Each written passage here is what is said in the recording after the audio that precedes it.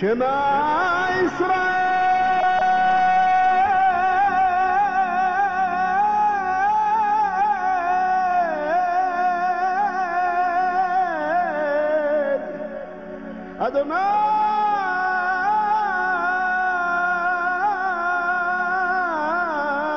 Adonai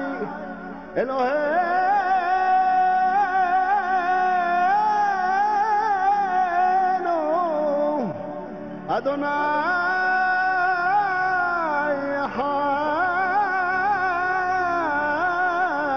Echad Adonai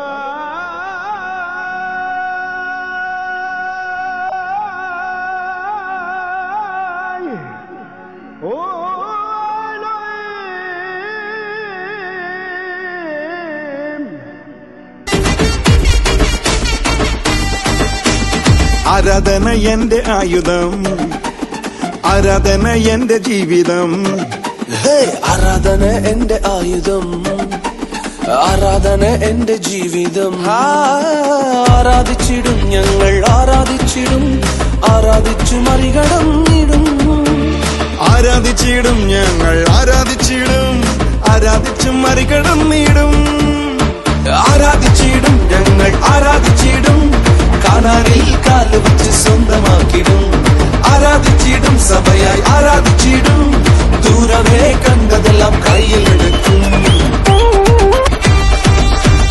ആരാധിക്കൂ എന്റെ മുൻപിൽ എന്റെ അപ്പൻ യുദ്ധം ചെയ്യും ആരാധിക്കും എന്റെ മുൻപിൽ എന്റെ അപ്പൻ യുദ്ധം ചെയ്യും വെള്ളച്ചാട്ടം വീഴും പോലെ വൈരികൾ തകർന്നു വീഴും വെള്ളച്ചാട്ടം വീഴും പോലെ വൈരികൾ തകർന്നേ വീഴും ആരാധിച്ചിടും ഞങ്ങൾ ആരാധിച്ചിടും കാനാനിൽ കാല് വച്ച് സ്വന്തമാക്കിടും ആരാധിച്ചിടും സഭയായി ആരാധിച്ചിടും ദൂരമേ കണ്ടതെല്ലാം കയ്യിലെടുക്കും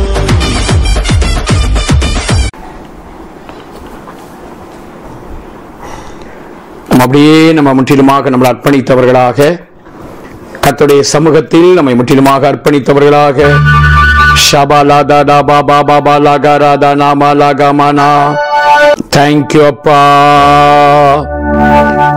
தேங்க்யூ லார்ட் எல்லாம் உணர்ந்தவர்களாக என் உள்ளமும் என் உடலும் உமக்காகத்தான் ஏங்குதையா என் உள்ளமும் என் உடலும்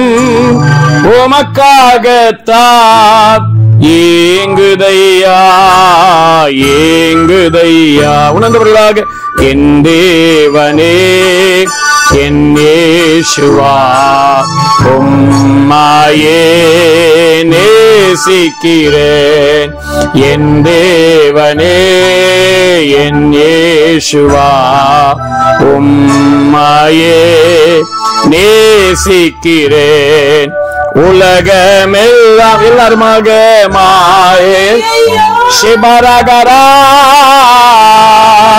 ஷாபாரரா ஷேபாரரா மாயையா உம்மன்புதா மாறாதையா மாறாதையா என் தேவனே என் இயேசுவா உம்மையே நேசிக்கிறேன் என் தேவனே என் இயேசுவா உம்மையே நேசிக்கிறேன் மனுஷனை நினைக்கவோ அவனை விசாரிக்கவோ மனுஷனை நினைக்கவோ அவனை விசாரிக்கவோ மண்ணில் அவன் எம்மாத்திரம் மன்னவாவும் தயவே மண்ணில் அவன் எம்மாத்திரம் மன்னவாவும் தயவே உணர்ந்தவர்களாக விலையேற திரு ரத்தமே அவர் வீராவினின் ஆயுதே விலையேற பெற்ற திரு ரத்தமே அவர் வீராவினின்று பாயுதே விலையேற பெற்றோனாய் உன்னை மாற்ற விலையாக இந்த விலையேற பெற்றோனாய் உன்னை மாற்ற விலையாக ஈந்தனரே Shabalada baba bala gara baba bala gara bala bala gamana gara bana mala bara gara bala bala Sheba baba bala gara bana ga எல்லாம் உணர்ந்தவர்களாக தேவ சமூகத்தை அனுபவிங்க. இன்னைக்கு நம்ம வாழ்க்கையில ஒரு ஸ்பெஷல் டே, நம்முடைய ஜீவியத்தை மறுரூபமாக்குகிற ஒரு டிரான்ஸ்ஃபர்மேஷன் டே. இன்னைக்கு உங்களை என்னையும் வேறு மனுஷர்களாக மாற்றுகிற நாள். ஷெபாலா பாராகா பானகரா பாபா பாபா கரா பாபா பாபா லகரா பாபா ஷேப்ரேரா பாராகா பானதரா மாமா ஷேப்ரேரா பாபா லகரா தனா மாமா மாமலா ஷேப்ரேரே கமனகரா பாலகரா பாபா பாலா ஷேப்ரகனா மலகா மனகரா பாலகரா ஷேப்ரேரலா மனகரா பனதரா பூலோகத்தின் பொருளின் மகிமை அழியும் புள்ளின் பூவை போல் பூலோகத்தின் பொருளின் மகிமை புள்ளின் பூவை போல் வாடாதே ஷபகரரபலா வாடாதே நாடாதே ஐயா அன்பு வாடாதே அன்பே அன்பே அன்பே உறவே ஆனந்தமானந்தமே ஆனந்தமானந்தமே அலைந்தேன் அலைந்தேன் பல நாளும் அறியா மறந்தே தீரிந்த யோகியை அலைந்தேன் பல நாளும் அறியா மறந்தே தீரிந்த துரோகியை அனைத்தீரன்பாலே என்னையோ தேங்க்யூ அப்பா ஷபரகரதரபரகரா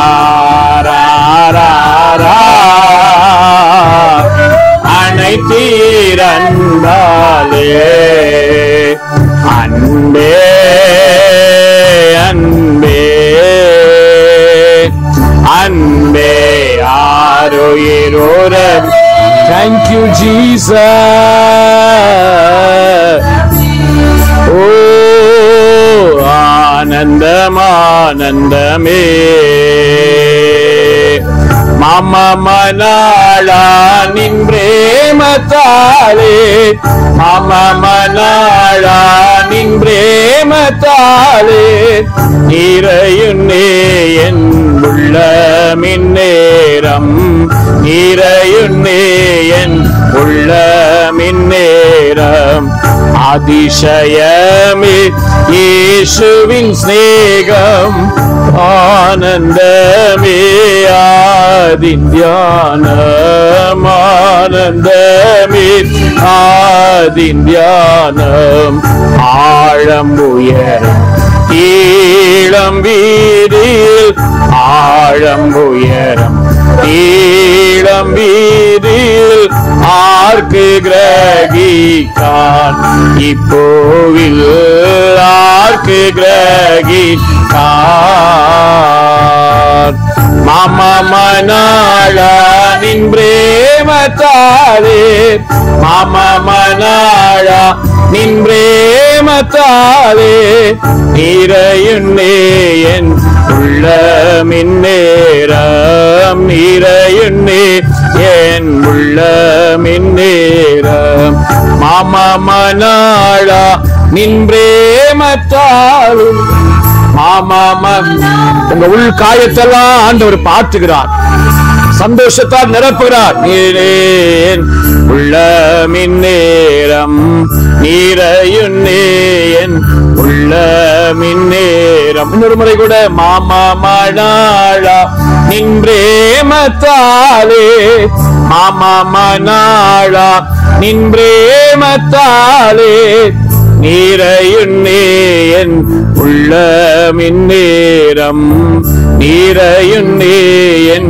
உள்ளமின் நேரம் நீரையுன்னேன் உள்ளமின் நேரம். அப்படியே எல்லாம் நம்ம அர்ப்பணித்தவர்களா? பிரதர் சிஸ்டர், நீங்க எத்தனையோ பகுதியில வாழ்க்கையில உடைஞ்சிருக்கலாம் பிரதர். நீங்க எத்தனையோ பகுதிகளில் உங்க வாழ்க்கை உடைக்கப்பட்ட நிலைமையில போயிருக்கலாம்.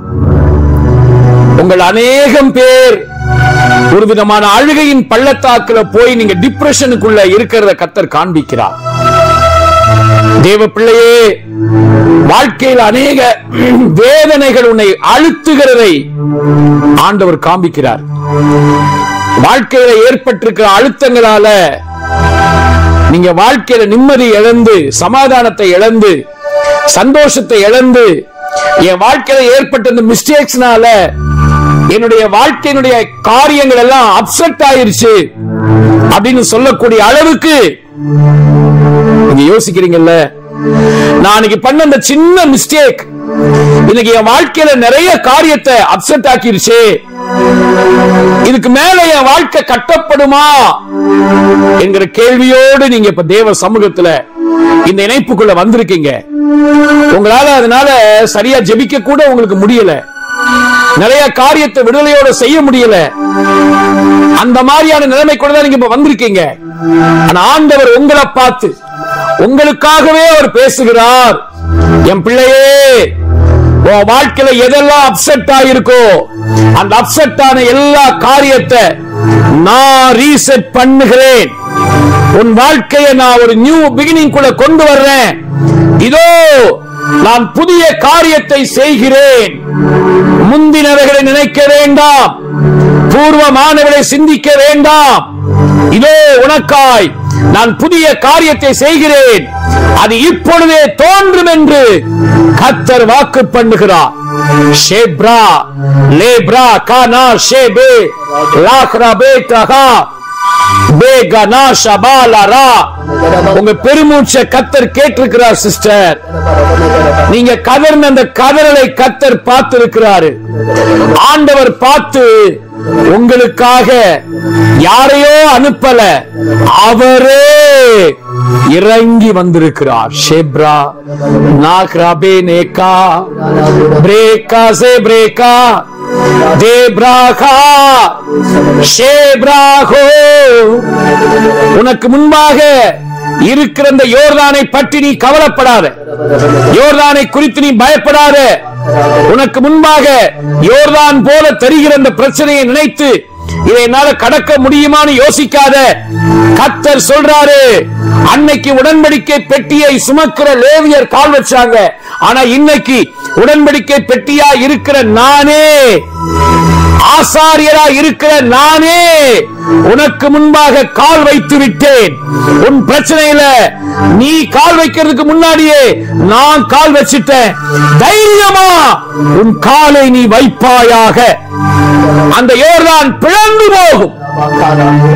தேப்ரா கரை புரண்டு வருகிறதாய் தெரிகிற அந்த பிரச்சனை இருக்கு, அந்த பிரச்சனை ஆண்டவர் அதை புரண்டு போக பண்ணுகிறார், அதை பிளக்கிறார் பிளக்கிறார் பிளக்கிறார். நீ தேசத்தின் நன்மையை நீ புசிப்பாய். தேவ பிள்ளையே, பிரதர் சிஸ்டர், பாஸ்டர் பாஸ்டர்மா பயப்படாதீங்க. தேசத்தின் நன்மையை கர்த்தர் புசிக்கும்படியாக உங்களுக்கு முன்பாக தெரிகிற இந்த யோர்தான் போல இருக்கிற எல்லா காரியத்தை ஆண்டவர் இந்த நேரத்தில் பிளக்கிறத உங்க விசுவாச கண்ணுல பாருங்க. தைரியமா கால் வைங்க. அந்த பிரச்சனையை பேசாம பிரச்சனைக்கான தீர்வை பேசுங்க.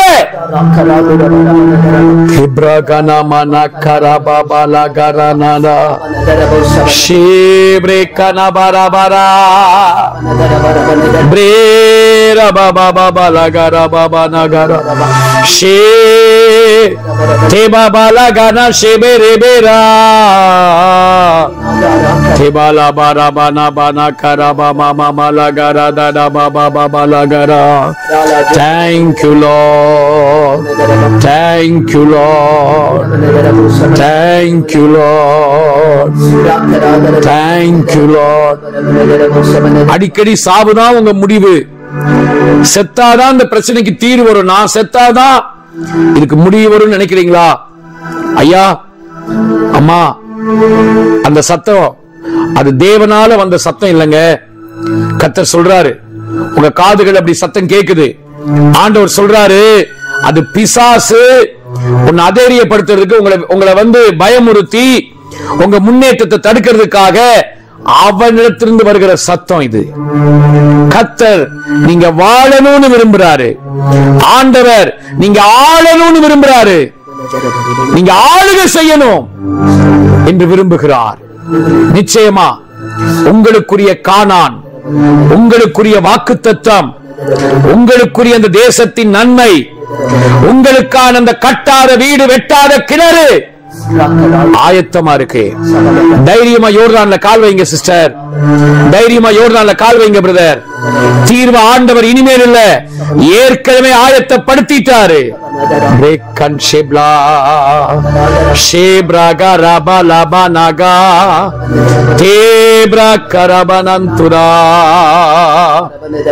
சகல கிருபையும் பொருந்தின தேவன் உங்களை சீர்படுத்தி, சிறப்படுத்தி, பலப்படுத்தி நிலை நிறுத்துவார், நிலை நிறுத்துவார்.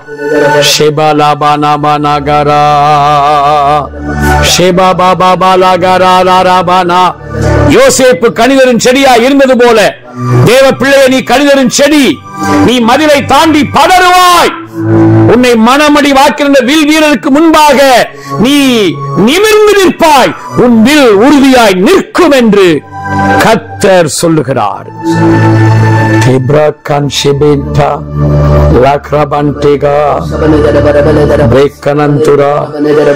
உணர்ந்தவர்களாக ஆழம் உயரம் நீளம் வீதியில், ஆழம் உயரம் நீளம் வீதியில் ஆர்க்கு கிரகிக்கார் இப்பூவில் ஆர்க்கு கிரகிக்கார்.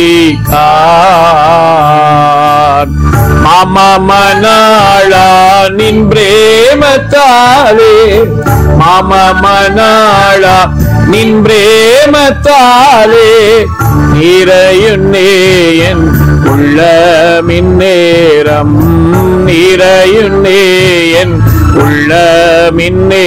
எல்லாருமாக அதிசயமே இயேசுவின் சிநேகம், ஆனந்தமே ஆயதின் தியானம், ஆனந்தமே ஆயதின் தியானம்.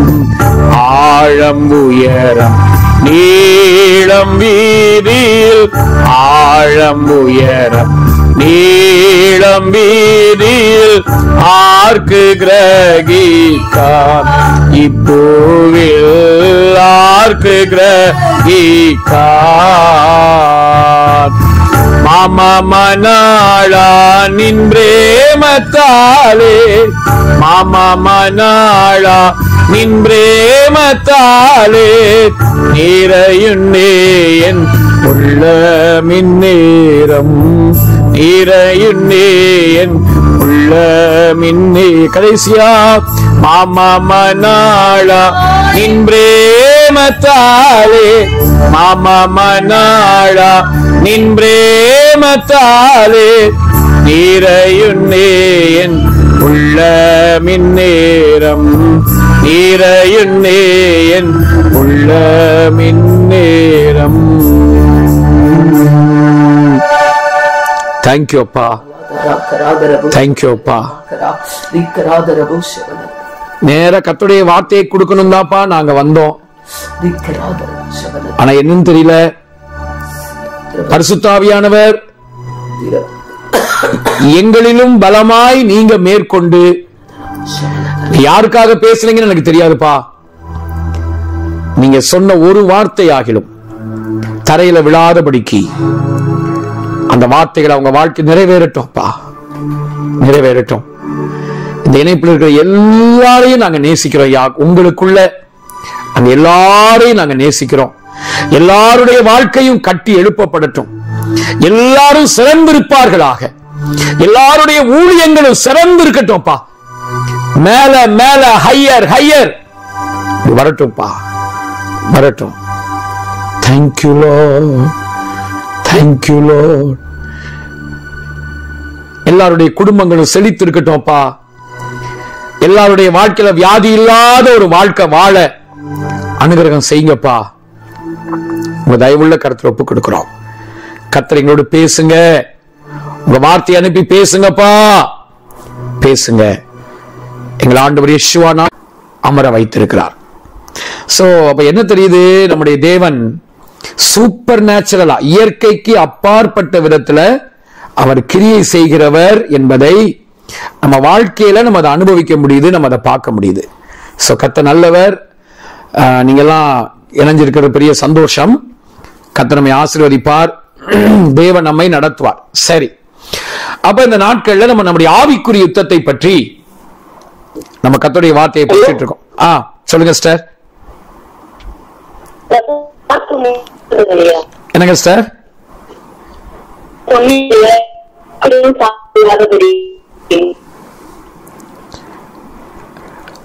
அந்த வசனம் எங்க, அந்த வசனம் எங்க இருக்கு சிஸ்டர்?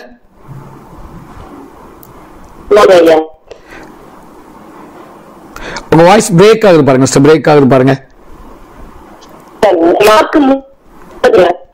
மார்க் 3ல 20வது வசனம். மார்க் 3ல மார்க் 3:20 அப்படி இருக்கா? படிங்களா பார்க்கலாம். நீங்களே படிங்க. மார்க் 3:20.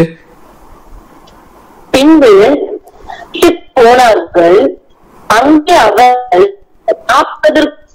சமயம் இல்லாதபடிக்கு மறுபடியும் கூடி வந்தார்கள். பாருங்க, உங்களுக்கு சாப்பிடுறது வாய்ஸ் புரியல சார், வசனம் விட்டு விட்டு வருது சார். இப்ப கேக்குதுங்களா? இப்ப கேக்குது சிஸ்டர். படிங்க படிங்க. Mark 3:20 sir.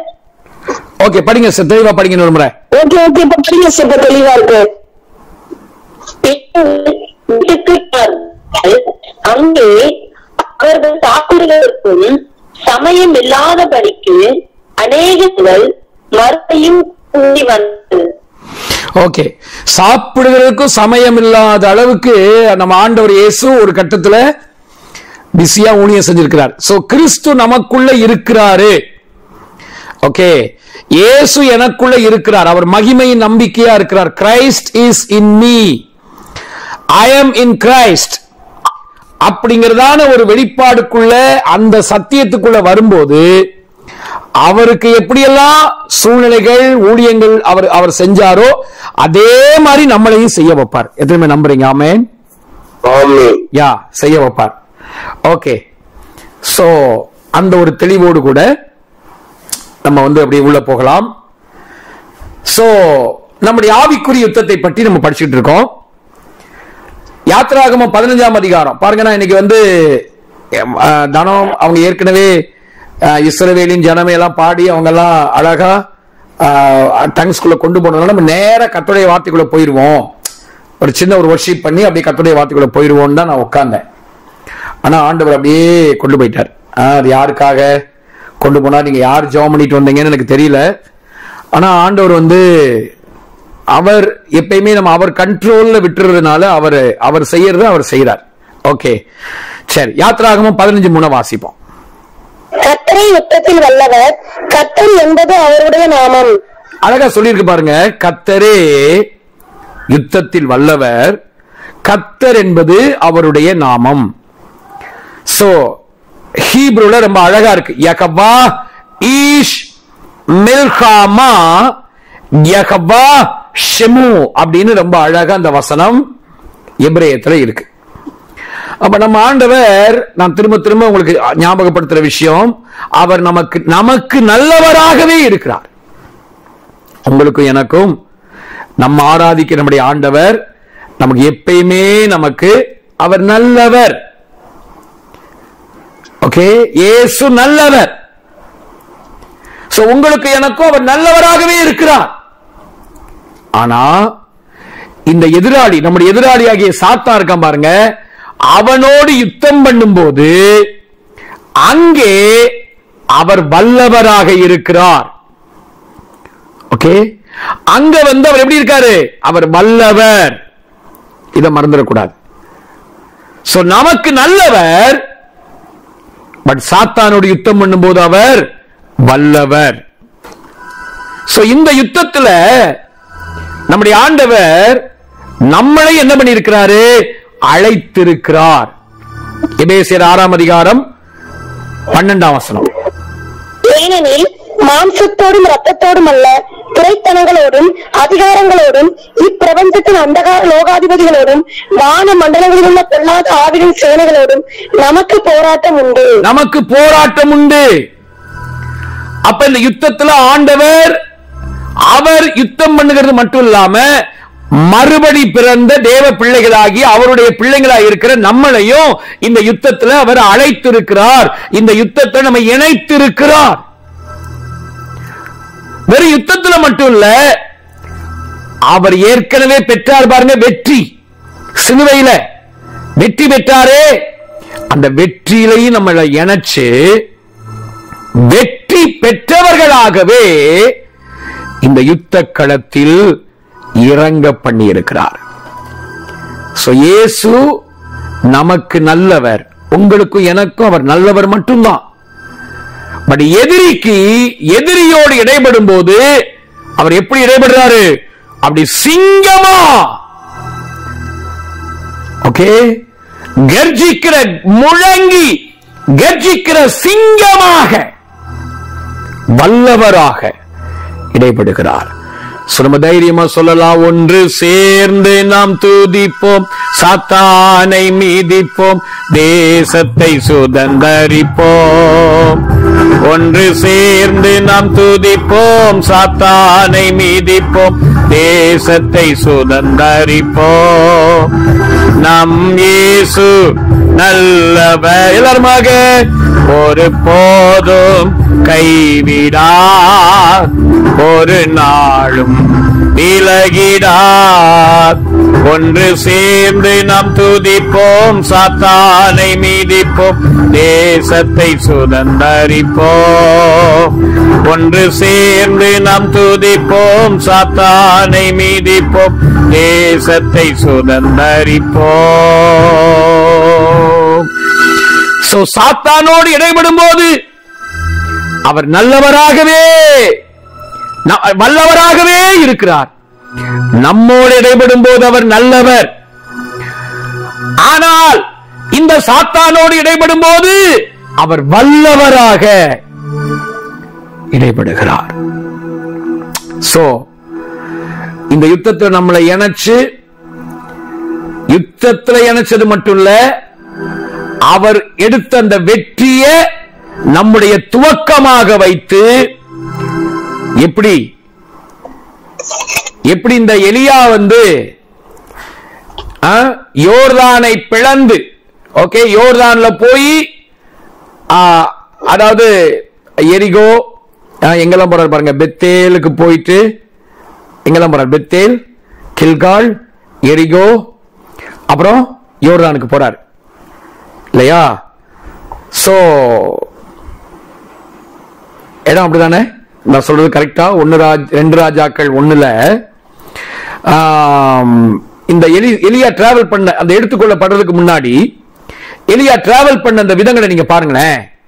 எப்படி எலியா டிராவல் பண்ணாரு பாருங்க. முதல்ல அவர் போன இடம் எங்க படிங்க, 1ல இருந்து படிங்களேன். 2 ராஜாக்கள். மோவாபியர் இஸ்ரவேலுக்கு விரோதமாய் கலகம் பண்ணி பிரிந்து போனார்கள். அகசியா சமாரியாவில் இருக்கிற தன் மேல் வீட்டில் இருந்து கிராதியின் வழியாய் விழுந்து. 2 ராஜாக்கள்ல 2ஆம் அதிகாரமா? கர்த்தர் எலியாவை சுழல் காற்றில் இறந்தார்கள். கர்த்தர் எலியாவை சுழல் காற்றிலே பரலோகத்திற்கு எடுத்துக்கொள்ள போகிற போது எலியா எலிசாவோட கூட கில்காலில் இருந்து புறப்பட்டு போனான். முதல்ல கில்கால்ல இருக்கிறாரு. ஓகே, கில்கால்ல இருக்கிறாரு. அங்கிருந்து எங்க போறாரு? எலியா எலிசாவை நோக்கி, நீ இங்கே இரு, கர்த்தர் என்னை பெத்தேல் மட்டும் போக அனுப்புகிறார் என்றான். அடுத்து பெத்தேலுக்கு போறாரு. இருங்க, பெத்தேலுக்கு போறாரு. ஓகே, பெத்தேலுக்கு அப்புறம் எங்க போறாரு? எரிகோவா? பாருங்க, அடுத்த அவர் எங்க போறாரு அந்த இடத்த. நான் உன்னை விடுவித்தேன் என்று கர்த்தரின் ஜீவனையும் உன்னுடைய ஜீவனையும் கொண்டு சொல்கிறேன் என்றான். அப்படி இருவரும் பெத்தேலுக்கு போனார்கள். அப்பொழுது பெத்தேலில் இருந்த தீர்க்கதரிசியின் புத்திரர் எலிசாவிடத்தில் வந்து, இன்றைக்கு கர்த்தர் உனக்கு தலைமையா இருக்கிற உன் எஜமானை உன்னை விட்டு எடுத்துக்கொள்வார் என்பது உனக்கு தெரியுமா என்றார்கள். அதற்கு அவன், எனக்கு தெரியும், சும்மா இருவேன் என்றான். பின்பு எலியா அவனை நோக்கி, எலிசாவே, நீ இங்கே இரு, கர்த்தர் என்னை எரிகோ மட்டும் போக அனுப்புகிறார் என்றான். இப்படி முதல்ல கில்கால், அதுக்கப்புறம் பெத்தேல், அதுக்கப்புறம் எரிகோ, அப்புறம் கடைசியா எடுத்துக்கொள்ளப்படும் போது எங்க? யோர்தான். நான் சொல்றது சரிதானா? எத்தனை பேர் ஆமென்? கடைசி எடுத்துக்கொள்ளப்படும் போது யோர்தான் தானா? நீங்கெல்லாம் தயக்கம் காட்டுறத பார்த்தா உங்களுக்கு ஒரு சந்தேகம் இருக்கிற மாதிரி தெரியுது. படிச்சிருங்க அந்த பகுதியை. எரிகோவில் இருந்த தீர்க்கதரிசியின் புத்திரர் எலிசாவிடத்தில் வந்து, இன்றைக்கு கர்த்தர் உனக்கு தலைமையா இருக்கிற உன் எஜமானை உன்னை விட்டு எடுத்துக்கொள்வார் என்பது உனக்கு தெரியுமா என்று அவனை கேட்டார்கள். அதற்கு அவன், எனக்கு தெரியும், சும்மா இருங்கள் என்றான். பின்பு எலியா அவனை நோக்கி, நீ இங்கே இரு, கர்த்தர் என்னை யோர்தானுக்கு அனுப்புகிறார் என்றான். அதற்கு அவன், நான் உன்னை விடுவதில்லை என்று கர்த்தருடைய ஜீவனையும் உன்னுடைய ஜீவனையும் கொண்டு சொல்கிறேன் என்றான். அப்படி இருவரும் போனார்கள். தீர்க்கதரிசியின் புத்திரரில் 50 பேர் போய் தூரத்திலே பார்த்து கொண்டிருந்தார்கள். அவர்கள் இருவரும் யோர்தான் கரையில் நின்றார்கள். அப்பொழுது எலியா தன் சால்வை எடுத்து முறுக்கி தண்ணீரை அடித்தான். அது இரு பக்கமாக பிரிந்தது. அவர்கள் இருவரும் உயர்ந்த தரை வழியாய் அக்கறைக்கு போனார்கள். அவர்கள் அக்கறைப்பட்ட பின்பு எலியா எலிசாவை நோக்கி, நான் உன்னை விட்டு எடுத்துக்கொள்ளப்படும் முன்னே நான் உனக்கு செய்ய வேண்டியது என்ன என்று கேள் என்றான். அதற்கு எலிசா, உம்மிடத்திலுள்ள ஆவியின் வரம் எனக்கு இரட்டிப்பாய் கிடைக்கும்படி வேண்டுகிறேன் என்றான். அதற்கு அவன், அரிதான காரியத்தை கேட்டாய், உன்னை விட்டு நான் எடுத்துக்கொள்ளப்படுகையில் என்னை நீ கண்டால் உனக்கு கிடைக்கும், இல்லாவிட்டால் கிடையாது என்றான். போதும். அப்ப பாருங்க, யோர்தான் வரைக்கும் போய் அந்த கரை யோர்தானை தாண்டி போய் அங்கதான் எடுத்துக்கொள்ளப்படுறார் எலியா. இப்ப நான் என்ன சொல்ல வந்தேன்னா, எலியா எங்க முடிச்சாரோ, ஓகே, எலியா தன்னுடைய பிரயாணத்தை எங்கே முடித்தார்? யோர்தானில் முடித்தார்.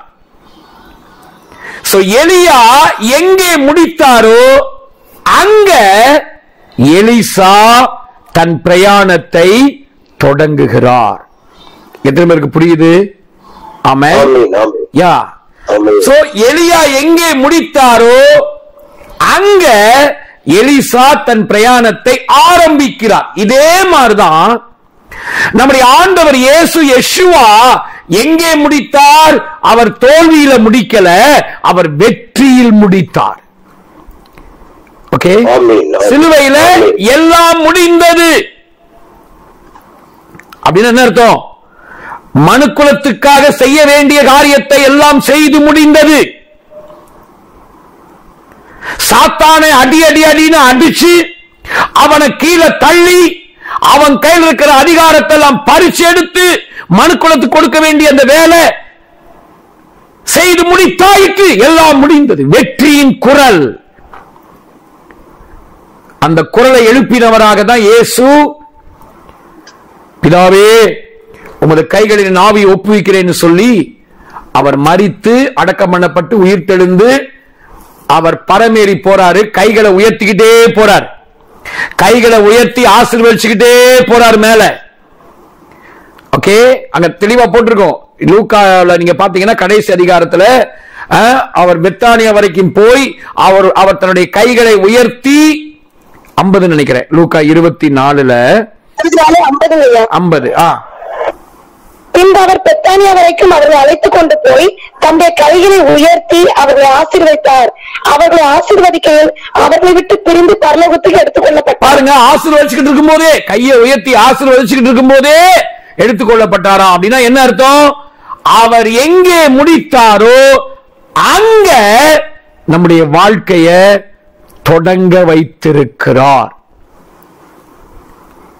ஹலோ, இருக்கீங்களா? அவர் வெற்றியில முடித்தார். அந்த வெற்றி தான் நம்முடைய வாழ்க்கையினுடைய தொடக்கமாகிவிட்டது.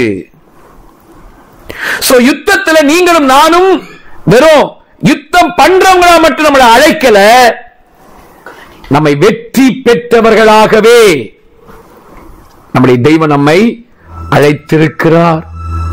சோ நீங்களும் நானும் இப்ப வெற்றி பெற்றவர்கள். சோ யுத்தத்துல மட்டும் இல்ல, வெற்றியிலேயும் நாம் இணைக்கப்பட்டிருக்கிறோம். சோ நம்ம தைரியமா சொல்லலாம், சாத்தானின் அதிகாரம் எல்லாம் என் நேசர் பறித்து கொண்டார். சாத்தானின் அதிகாரம் எல்லாம் என் நேசர் பறித்து கொண்டார். சிலுவையில் அறைந்து விட்டார், சிலுவையில் அறைந்து விட்டார். இயேசு காலாலே மிதித்து விட்டார், இயேசு காலாலே மிதித்து விட்டார். கிறிஸ்துவுக்குள் வாழும் எனக்கு எப்போதும் வெற்றி உண்டு. கிறிஸ்துவுக்குள் வாழும் எனக்கு எப்போதும் வெற்றி உண்டு. சோ நம்மை அவர் முடித்ததான அந்த வெற்றியில தான் நம்ம இப்போ தொடங்கி இருக்கிறோம். ஓகே, இத நம்ம ஒருபோதும் மறந்துடவே கூடாது. ஓகே, இப்போ இந்த ஒரு புரிந்துகொள்ளலோடு கூட நம்ம இப்ப இன்னைக்கு 3வது பாடத்துக்குள்ள போறோம். ஏற்கனவே இந்த யுத்தத்தில் வல்லவராய் இருக்கிற கர்த்தர் யார் அதை படிச்சோம். அடுத்து நம்ம கவனிச்சோம் நம்முடைய எதிராளி யாரு அதை படிச்சோம். இன்னைக்கு இந்த யுத்த களத்தில் நிற்கிற நீங்களும் நானும் கிறிஸ்துவுக்குள் நாம் யார்? ஓகே, யுத்த களத்தில் நிற்கிற நீங்களும் நானும் கிறிஸ்துவுக்குள் யாராக இருக்கிறோம்? நம்மள ஆண்டவர் எப்படி பார்க்கிறாரு? ஆண்டவர் நம்மளை எப்படி பார்க்கிறார்? அவருடைய கனவு நம்மளை பத்தி எப்படி இருக்கு? உங்களை என்னை ஆண்டவர் எப்படி பார்க்கிறார்? அத இன்னைக்கு நம்ம படிக்க போறோம். அருமையானவர்களே, நம்ம யுத்தத்தில் நிற்கிறவர்கள், இதை நம்ம மறந்துடக்கூடாது. யுத்தத்தில் நிற்கிறவர்கள். எபேசியருக்கு அப்படியே நம்ம கடந்து போவோம். 6ஆம் அதிகாரம், எபேசியர் 6ல 10ல இருந்து அப்படியே வாசிங்க. எபேசியர் 6. கடைசியாக என் சகோதரரே, கர்த்தரிலும் அவருடைய சத்துவத்தின் வல்லமையிலும் பலப்படுங்கள். நீங்கள் பிசாசின் தந்திரங்களோடு எதிர்த்து நிற்க திராணி உள்ளவராகும்படி தேவனுடைய சர்வாயுத வர்க்கத்தையும் தரித்துக் கொள்ளுங்கள். ஏனெனில் மாம்சத்தோடும் ரத்தத்தோடும் அல்ல, துரைத்தனங்களோடும் அதிகாரங்களோடும் இப்பிரபஞ்சத்தின் அந்தகார லோகாதிபதிகளோடும் வான மண்டலங்களில் உள்ள பொல்லாத ஆவியின் சேனைகளோடும் நமக்கு போராட்டம் உண்டு. ஆகையால் தீங்கு நாளிலே அவைகளை நீங்கள் எதிர்க்கவும் சகலத்தையும் செய்து முடித்தவர்களாய் நிற்கவும் திராணி உள்ளவர்கள் ஆகும்படிக்கு தேவனுடைய சர்வாயுத வர்க்கத்தையும் எடுத்துக் கொள்ளுங்கள். பாருங்க, நில்லுங்க. 2 முறை நீங்க நிற்கணும். ஸ்டாண்ட் அப்படிங்கிற வார்த்தை 2 முறை வந்திருக்கிறத பார்க்கணும். ஓகே, சோ நீங்களும் நானும் யாரு? நிற்க வேண்டியவர்கள். ஓகே, நீங்களும் நானும் யுத்தத்தில் நிற்கிறவர்கள். இதை நம்ம ஒருபோதும் மறந்துடவே கூடாது. சரி, அப்ப இந்த யுத்தத்தில் நிற்கிற நான் யார்? இது நமக்கு தெரியணும். அதான் நேற்றுக்கு நம்ம முடிக்கும் போது சொன்னோம், சாத்தான் தந்திரமா வர்றான், ஆனா நீங்களும் நானே யாரு, அந்த வேர்டு உங்களுக்கு மறந்திருக்காது. நம்ம யாரு? அவனுடைய தந்திரங்களை உடைக்கிற எந்திரம் நம்ம. ஓகே, அப்போ கிறிஸ்துவுக்குள், இன் கிரைஸ்ட், கிறிஸ்துவுக்குள் நான் யார், நம்ம யாரு, இந்த யுத்த களத்தில் நிக்கிறோமே நம்ம யாரு, நம்மளை பத்தி நமக்கு ஒரு அறிவு இருக்கணுங்க. நம்ம யாரு அப்படிங்கிறது நமக்கு தெரியணும். ஓகே, நீங்கள் நானும் யாருங்கிறது நமக்கு தெரியணும். சரி, இதையுமே இது வந்து ரொம்ப முக்கியம். எப்படி ஆண்டவர் யார் அப்படிங்கிறது முக்கியமோ அதே மாதிரி கிறிஸ்துவுக்குள் நான் யார், என்ன அவர் எப்படி பார்க்கிறாரு, நான் கிறிஸ்துவுக்குள் என்னவாக இருக்கிறேன், அது ரொம்ப முக்கியம். ஓகே, இது நமக்கு தெரியலனா நம்மளை பத்தி நம்ம எப்பயுமே குறைவாகவே நினைச்சுக்கிட்டு குறைவாகவே மதிப்பிட்டு கொண்டு அப்படி நம்ம இருப்போம்.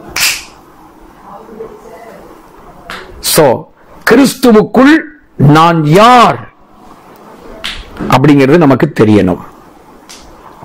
ஓகே, சோ இத வந்து நம்ம தெரிஞ்சுக்கிறதுக்கு நிறைய பைபிள்ல, புதிய ஏற்பாட்டுல பவுல் நிறைய விஷயங்களை நிறைய நிருபத்தில் எழுதி வச்சிருக்கார். பட் நம்ம இதுக்காக எபேசிய நிருபத்துக்குள்ள நம்ம போக போறோம். ஏன்னா கடைசியா நம்ம முடிக்கும் போது சர்வாயிர வர்க்கத்தை படிக்க போறோம். அதுக்கிடையில பழைய ஏற்பாட்டு சில யுத்தங்கள் எல்லாம் நம்ம படிக்க போறோம். அதுக்கு முன்னாடி இந்த சர்வாயிர வர்க்கத்தை பத்தி எபேசியர் 6ஆம் அதிகாரத்தில் சொல்லி இருக்கிறதுனால, யுத்தத்தை நிக்கிறத பத்தி எபேசியர் 6ல சொல்லி இருக்கிறதுனால, இந்த எபேசிய நிருபத்துல நம்ம யாரு அப்படிங்கறத பத்தி எல்லாம் சொல்லி இருக்கு. ஆகவே நம்ம அதுக்குள்ள நம்ம அப்படியே போறோம். ஓகே, சரி. அதுக்கு முன்னாடி நம்ம அப்படியே உள்ள போறதுக்கு நம்ம யாரு, இன்னைக்கு 3வது பாடமா நம்ம இதை படிக்கிறோம். நம்ம யாரு அப்படிங்கறத பத்தி நம்ம படிக்கிறதுக்கு முன்னாடி ஒரு சில முன்னுரையான விஷயத்தை நான் சொல்றேன். என்ன அப்படின்னா, ஒரு ரெண்டு முக்கியமான விஷயத்தை வந்து நம்ம படிக்கணும். அதை சொல்லிட்டு உங்களுக்கு உள்ள போனாதான் நல்ல தெளிவா நீங்க வந்து காரியங்களை வழங்கிக் கொள்ள முடியும். சரியா? சோ ஒரு 2 விஷயத்தை நான் உங்களுக்கு சொல்றேன் முன்னுரையா, ஒரு இன்ட்ரோடக்ஷனா. இப்ப இந்த பாடத்துல ஒரு முன்னுரையான 2 விஷயம். ஒண்ணு, முதலாவது நம்ம படிக்கிற விஷயம் என்னன்னா, இருக்கக்கூடாத மைகளும் இருக்க வேண்டிய மையும்.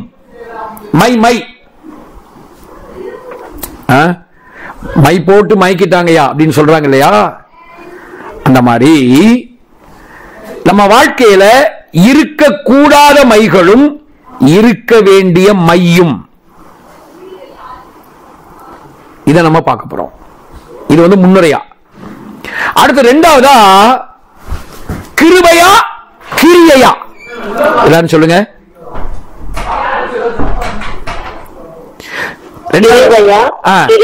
கிரியையா, கிரியை எப்படின்னா செயல். ஓகேவா? கிருபையா அல்லது கிரியையா, எது முக்கியம்? ஓகே, ரெண்டு முக்கியமான விஷயத்தை பார்த்துட்டு, இத பார்த்துட்டு நான் உங்களுக்கு நம்ம யாருங்கிறது சொன்னாதான் உங்களுக்கு வந்து இது கிளாரிட்டியா புரியும், தெளிவா உங்களுக்கு புரியும். சோ 2 விஷயத்தை நான் உங்களுக்கு விளக்குறேன். விளக்கிட்டு அப்படியே நேரம் இருந்தா அப்படியே நம்ம உள்ள போயிருவோம், இல்லனா மண்டே நம்ம கண்டினியூ பண்ணுவோம். ஓகே ஓகே, இன்னும் நமக்கு 1 வீக் இருக்கு. ஒன்னும் கவலைப்படாதீங்க.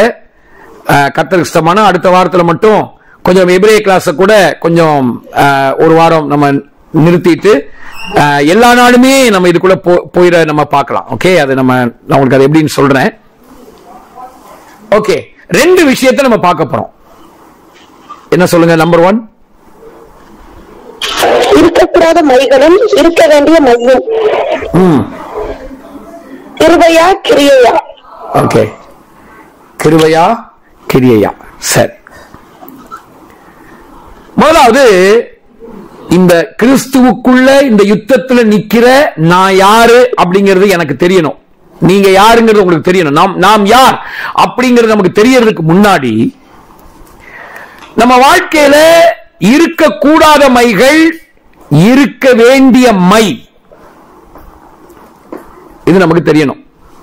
சொல்றாங்கல்ல, ஏய் மை போட்டு மயக்கிட்டான் அவனை அப்படின்னு. அப்போ இந்த மைகள்ல அருவருக்கப்படத்தக்க மைகளும் இருக்குது. அந்த அதாவது அவர் வந்து அப்படியே மயங்கி அப்படியே கவர்ந்து இழுக்கப்படுகிற மையும் இருக்கு. ஆண்டவர் அருவருக்கிற மைகள், 2 மைகள் இருக்கு, 2 மை இருக்கு. அடுத்து ஆண்டவர் அவர் வந்து அவர் அப்படியே கவர்ந்து இழுக்கப்பட்டு இல்லையா, அப்படியே நம்ம பக்கமா அவரை சாய பண்ணுகிற ஒரு மை இருக்கு. இந்த 2 மையை நம்ம தெரிஞ்சுக்கணும் பாருங்க. சரி, முதல்ல அந்த இருக்கக்கூடாத 2 மைகளை சொல்றேன் பாருங்களேன். ஒன்னு பெருமை, 2வது தாழ்வு மனப்பான்மை. இந்த 2மே மைதான். சொல்லுங்க என்னலாம்? பெருமை, தாழ்வு மனப்பான்மை. இந்த 2 என்ன செய்யக்கூடாது? இருக்க கூடாத 2 முக்கியமான மைகள். பெருமை, தாழ்வு மனப்பான்மை. கவனிங்க, இப்ப பெருமைனா என்ன? கிறிஸ்டியன் கிட்ட தாழ்வு மனப்பான்மை இருக்கணும் தானே சொல்றாங்க. வரேன். இப்ப உங்களுக்கு தெளிவா புரியும். இப்ப இந்த இருக்க வேண்டிய மைய பத்தி சொல்லும் போது தெளிவா உங்களுக்கு புரியும். நம்ம மக்களுக்கு தாழ்மையும் புரியல, தாழ்வு மனப்பான்மையும் தெரியல. ஓகே, சரி. இப்ப நம்ம நான் விளக்குறேன். தாழ்வு மனப்பான்மையே என்னமா? ஓகே, சரி. இப்போ பெருமை. ஓகே, பெருமைனா என்ன? இப்ப நீங்க உங்களுக்கு சொல்லும் போது புரியும். ஓகே, பெருமைனா என்ன அப்படின்னா கவனிங்க.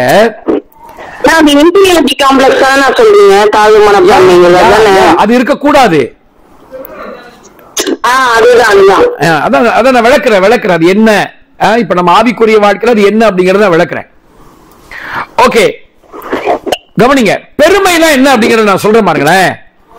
அதாவது கிறிஸ்துவுக்குள்ள நம்ம என்னவாகலாம் இருக்கோம்னு பைபிள் சொல்லுதோ அத ஒருத்தங்க கிறிஸ்துவுக்குள்ளேயே இல்லாம கிறிஸ்துவுக்கு வெளியே இருந்துகிட்டு நான் இப்படி, நான் அப்படி, நான் இத பண்ணிடுவேன், நான் அப்படி பண்ணிடுவேன் சொல்றாங்க பாருங்க.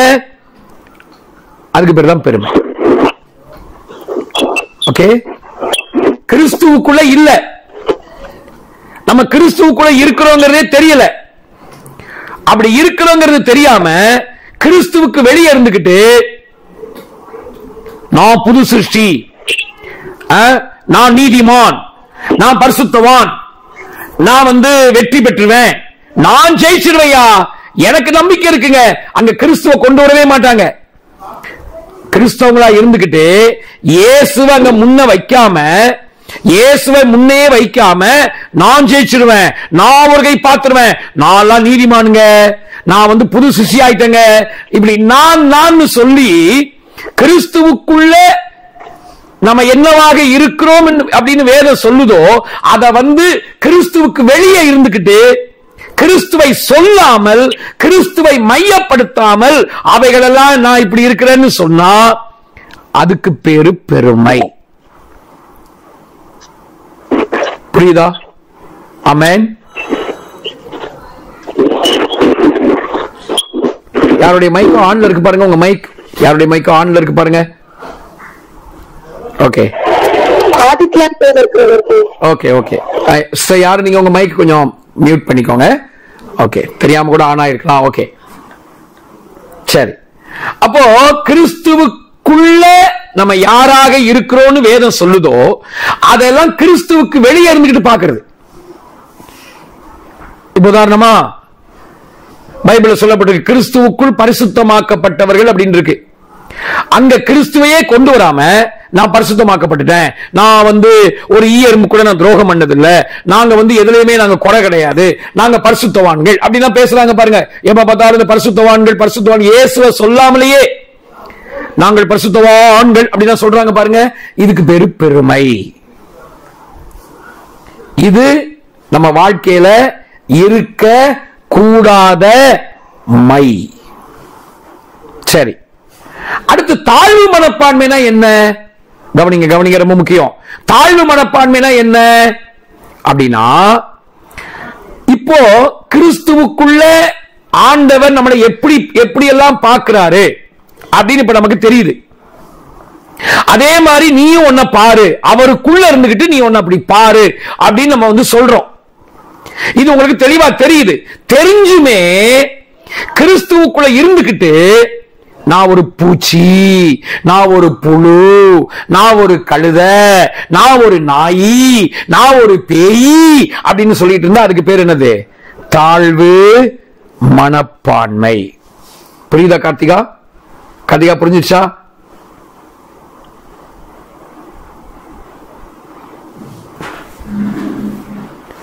அவங்க தான் அந்த கேள்வி கேட்டாங்க. புரிஞ்சிருச்சுங்கன்னா அப்போ பாட்டு பாடிட்டாங்க, இந்த தெல்லு பூச்சிக்கும் நல்ல வாழ்க்கை. அது ரட்சிக்கப்படுறதுக்கு முன்னாடி நம்ம எல்லாம் தெள்ளு பூச்சியா தான் இருந்தோம். அவனதான் தசரதன் கேட்ட உடனே என்னாச்சா? கேள்விப்பட்டதே இல்லையா? ராமர் காட்டு காலையில் தசரதன் எழும்பி ராமா கூப்பிடுறாராம். இல்லன்னு ராஜாவுக்கு என்ன ஆயிடுச்சு? உயிரே போயிடுச்சு. இது ராமாயணம். ஓகே, ராமாயண கதை. அவர் இல்ல, அவர் காட்டுக்கு போயிட்டாரு அப்படின்னா உயிர் போயிடுச்சு. ஏன்னா அப்பாவுடைய உயிர் யாருடைய உயிரோட சேர்ந்து இருக்கு. எங்க இருந்து எடுத்தீங்க? இதெல்லாம் இங்க இருக்குங்க. அதனுடைய வேறு எங்க இருக்கு? நம்ம பைபிள்ல இருக்கு. தகப்பன் மகனுடைய உயிரோட ஒன்னா இருக்கு. இவன் வரலன்னு தெரிஞ்சா செத்துருவாரு. ஆத்தும பிணைப்பு. மீட்கப்பட்டவர்களுக்கு, மீட்கப்பட்டவங்க நம்ம வெறும் பாவத்திலிருந்து மட்டும் நம்மளை கர்த்தர் மீட்கல, இந்த மாதிரியான ஆத்தும பிணைப்புகளிலும் இருந்து கர்த்தர் நம்மளை மீட்கிறார். ஏற்கனவே நம்மளை மீட்டெடுத்திருக்கிறார்.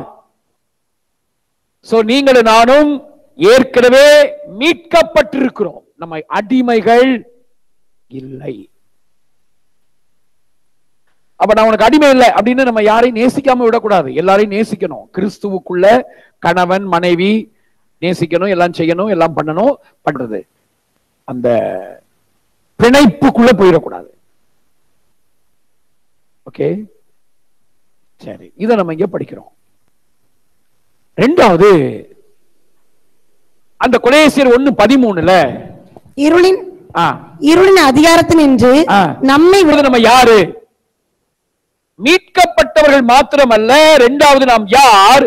விடுதலையாக்கப்பட்டவர்கள். யாருங்க நம்ம? சொல்லுங்க, வாய் திறந்து சொல்லுங்க. நம்ம யாரு? இனிமேல் நம்மளை விடுதலையாக்க போறாரா? ஏற்கனவே விடுதலை ஆக்கிட்டாரா? எனக்கு விடுதலை ஆண்டவரே விடுவீங்க இல்லங்க, ஏற்கனவே கர்த்தர் உங்களை விடுதலை ஆக்கிட்டாரு. Already you are delivered. Already நம்ம விடுதலை ஆக்கப்பட்டுட்டோம். எல்லா இருளின் அதிகாரம் கர்த்தர் நம்மளை விடுவிச்சிட்டாரு. இனி இந்த இருளின் அதிகாரத்துக்கு உங்க மேல அதிகாரம்.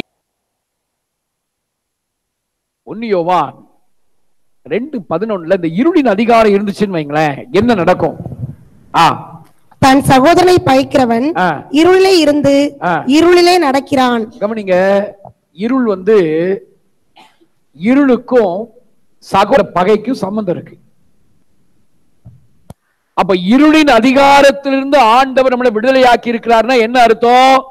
எல்லா விதமான பகை, கசப்பு, விரோதங்களில் இருந்தெல்லாம் ஆண்டவர் நம்மளை விடுவிச்சிருக்கிறாரு.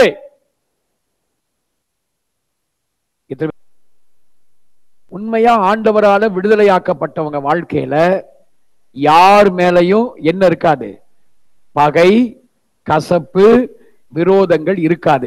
அப்ப நான் ரட்சிக்கப்பட்டதுக்கு அப்புறமும் சில பேர் பகைக்கிறாங்களே ஐயா, கசப்பா வச்சிருக்காங்களே, இன்னும் பகையாளியா பாக்குறாங்களேன்னா என்ன? அவங்களுக்கு எது தெரியல? நான் விடுதலையாக்கப்பட்டிருக்கிறேங்கிறது அவங்களுக்கு என்ன செய்யல? தெரியல. தெரியல. நம்ம எங்க, நம்முடைய ஸ்தானம் என்ன, நம்முடைய அடையாளம் என்னங்கிறத அவங்க அறியல. உண்மையிலேயே விடுதலையாக்கப்பட்டவர்கள் யாரையும் அவங்களால பகைக்க முடியாது. உங்களை வேணா மற்றவங்க பகைக்கலாம் பிரதர், உங்களை வேணா மற்றவங்க தூக்கி எறியலாம், ஆனா நீங்க யாரையும் பகைக்க உங்களால முடியாது சிஸ்டர். உங்களை மத்தவங்க தூக்கி எறிகிறாங்களா, உங்களை மத்தவங்க அற்பமா பாக்குறாங்களா, கவலைப்படாதீங்க. உங்களை பகைக்கிறாங்களா, கவலைப்படாதீங்க. ஆனா நீங்க ஆண்டவரால விடுதலையாக்கப்பட்டுட்டதுனால ஏற்கனவே அவர்களை விடுவிச்சிட்டாரு. உங்களால என்னால யாரையும் பகைக்க, ஏன்னா அந்த பகை என்பது ஒரு இருள், அந்தகார வல்லமை. ஆண்டவர் இந்த இருளின் அதிகாரத்திலிருந்து நம்மை விடுதலையாக்கிட்டார். அதனால விடுதலையாக்கப்பட்டவங்க எப்பயுமே சகோதர அன்புள்ளவங்களா இருப்பாங்க. என்னதான் அன்பு, லவ், அன்பு. இருளின் அதிகாரத்திலிருந்து நம்ம விடுதலையாக்கப்பட்டிருக்கிறோம். யோவான் 8:36 இப்படி சொல்லப்பட்டிருக்கு. யோவான் 8:36 படிக்கும்போது, ஆகையால் குமாரன் உங்களை விடுதலையாக்கினார், மெய்யாகவே விடுதலை ஆவீர்கள், மெய்யாகவே நீங்கள் விடுதலை ஆவீர்கள். அங்க விடுதலை ஆவீர்கள் சொல்லி இருக்கு சிலுவைக்கு முன்னாடி. ஆனா சிலுவைக்கு பின்னாடி இப்ப நம்ம விடுதலை ஆக்கப்பட்டுட்டோம். நீங்களும் நானும் விடுவிக்கப்பட்டவர்கள். யார் மேலையும் பகை, கசப்பு, விரோதம், வைராக்கியம் வேண்டாம். இன்னைக்கு உலகத்திலேயே சொல்றாங்க மன்னிக்க முடியல, இந்த அல்சர், அப்புறம் கேன்சர், அப்புறம் அநேக நுரையீரல் பிரச்சனைகள், பொதுவா அந்த வயிற்றில் ஏற்படுற நிறைய பிரச்சனைகள், மற்றவங்களை மன்னிக்க முடியாத தன்மை. ஏன்னா மன்னிக்க முடியாம கசப்பு இருந்துச்சுன்னு வைங்களேன், சொல்லுவாங்க பாத்தீங்களா, என் வயிறு எரியுதுடா, நான் வயிற்றெரிச்சல்ல இருக்கு. அப்ப என்னன்னா மன்னிக்க முடியாம கசப்பு இருந்தா எங்கதான் எரியும், வயிறு எரியும். அந்த எரிச்சல் தான் அல்சரா, கேன்சரா மாறுறது. இந்த பகை, கசப்பு நமக்குள்ள இல்லனாவே நிறைய வியாதிகள் தானாவே குணமாயிரும்.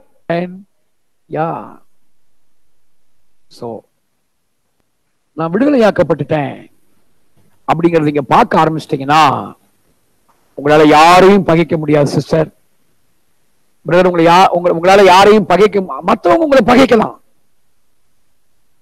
அது பிரச்சனை.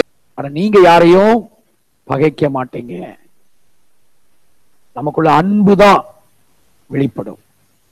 அது மட்டும் இல்ல, இந்த 1 யோவான் 2:13 1 யோவான் 2 அந்த வசனத்துல, நம்ம படிச்ச அந்த வசனத்துல இந்த இருளின் அதிகாரம் இருக்கு. 11ஆம் வசனம் 1 யோவான் 2:13. இருளின் அதிகாரம், இருளிலே இருந்து இருளிலே நடக்கிறான், இருளானது அவன் கண்களை குருடாக்கினபடியால் தான் போகும் இடம் இன்னதென்று அறியாதிருக்கிறான். இருளின் அதிகாரம் இருந்துச்சுன்னா போற வழி எந்த வழின்னு தெரியாம போயிடும். அப்ப ஆண்டவர் நம்மளை இருளின் ஆக்கிட்டாருன்னா என்ன அர்த்தம்? இப்ப நம்ம எங்க போறோங்கிற வழி நமக்கு தெரியும். நாம் எதை நோக்கி போகிறோம் என்பது நமக்கு தெரியும். ஓகே, எதை நோக்கி போகிறோம் நமக்கு தெரியும். நீங்க ஒரு பஸ்ல ஏறுறீங்க, டிரைவர் உட்கார்ந்துருக்காரு.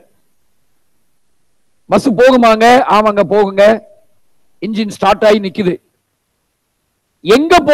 எங்க போகும்னே தெரியாதுங்க. இது எங்க போகுதுன்னே தெரியாது, ஆனா போகும். அப்படின்னா நீங்க அவனை எப்படி பாப்பீங்க? அந்த டிரைவர் எப்படி பாப்பீங்க? அங்க போர்டு இல்ல. இன்னைக்கு அந்த மாதிரிதான் இன்னைக்கு நம்ம கிறிஸ்தவர்களும் கூட. ஓகே, நம்ம எங்க போறோம் அப்படிங்கிறது தெரியல. நான் உங்களை பார்த்து கேட்கிறேன், நீங்க எங்க போறீங்க?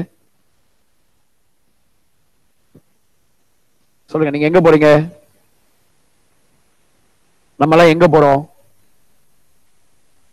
உங்க மனசுல என்ன படுதோ சொல்லுங்க. தப்பா இருந்தா என்ன? சியோனுக்கு போறீங்க. ஐயா சொல்லுங்க ஐயா. நித்திய ஜீவனுக்கு போறோமா? ஓகே,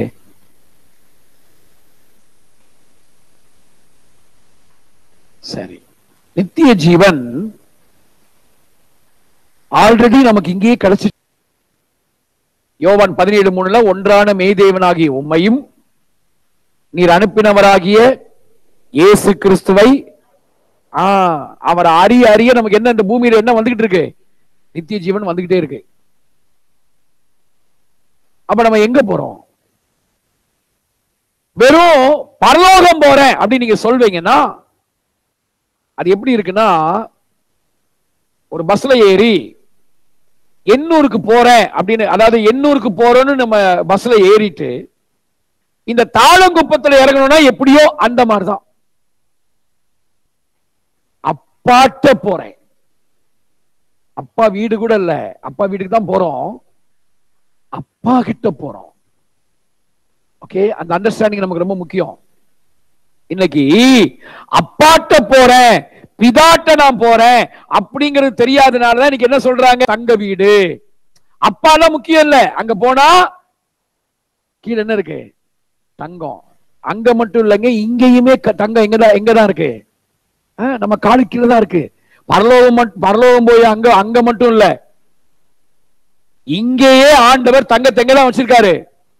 தங்க சுரங்கம் எங்க இருக்கு? காலுக்கு மேலையா இருக்கு? காலுக்கு கீழே. யோவான் 14:6 நம்ம எங்க போறோம் அப்படிங்கறத இயேசு நமக்கு தெளிவா சொல்றாரு. அதற்கு இயேசு, நானே வழியும் சத்தியமும் ஜீவனுமாய் இருக்கிறேன், அல்லாமல் ஒருவனும் பிதாவினிடத்தில் வரான். அப்ப நம்ம யார்கிட்ட போறோம்? யாரை நோக்கி போயிட்டு இருக்கோம்? அப்பாவை நோக்கி. எங்க அப்பாவை நான் பார்க்கணும்யா. இன்னைக்கு எனக்குள்ள இருக்கிறாரு. ஒரு நாள் என் அப்பாவை நான் பார்ப்பேன்.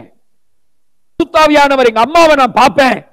என்னுடைய மணவாளன், என் மூத்த அண்ணன், அவர்தான் என் மணவாளன். அவரோட கைகோர்த்து யுகாயுகமா இருக்க போறேன்.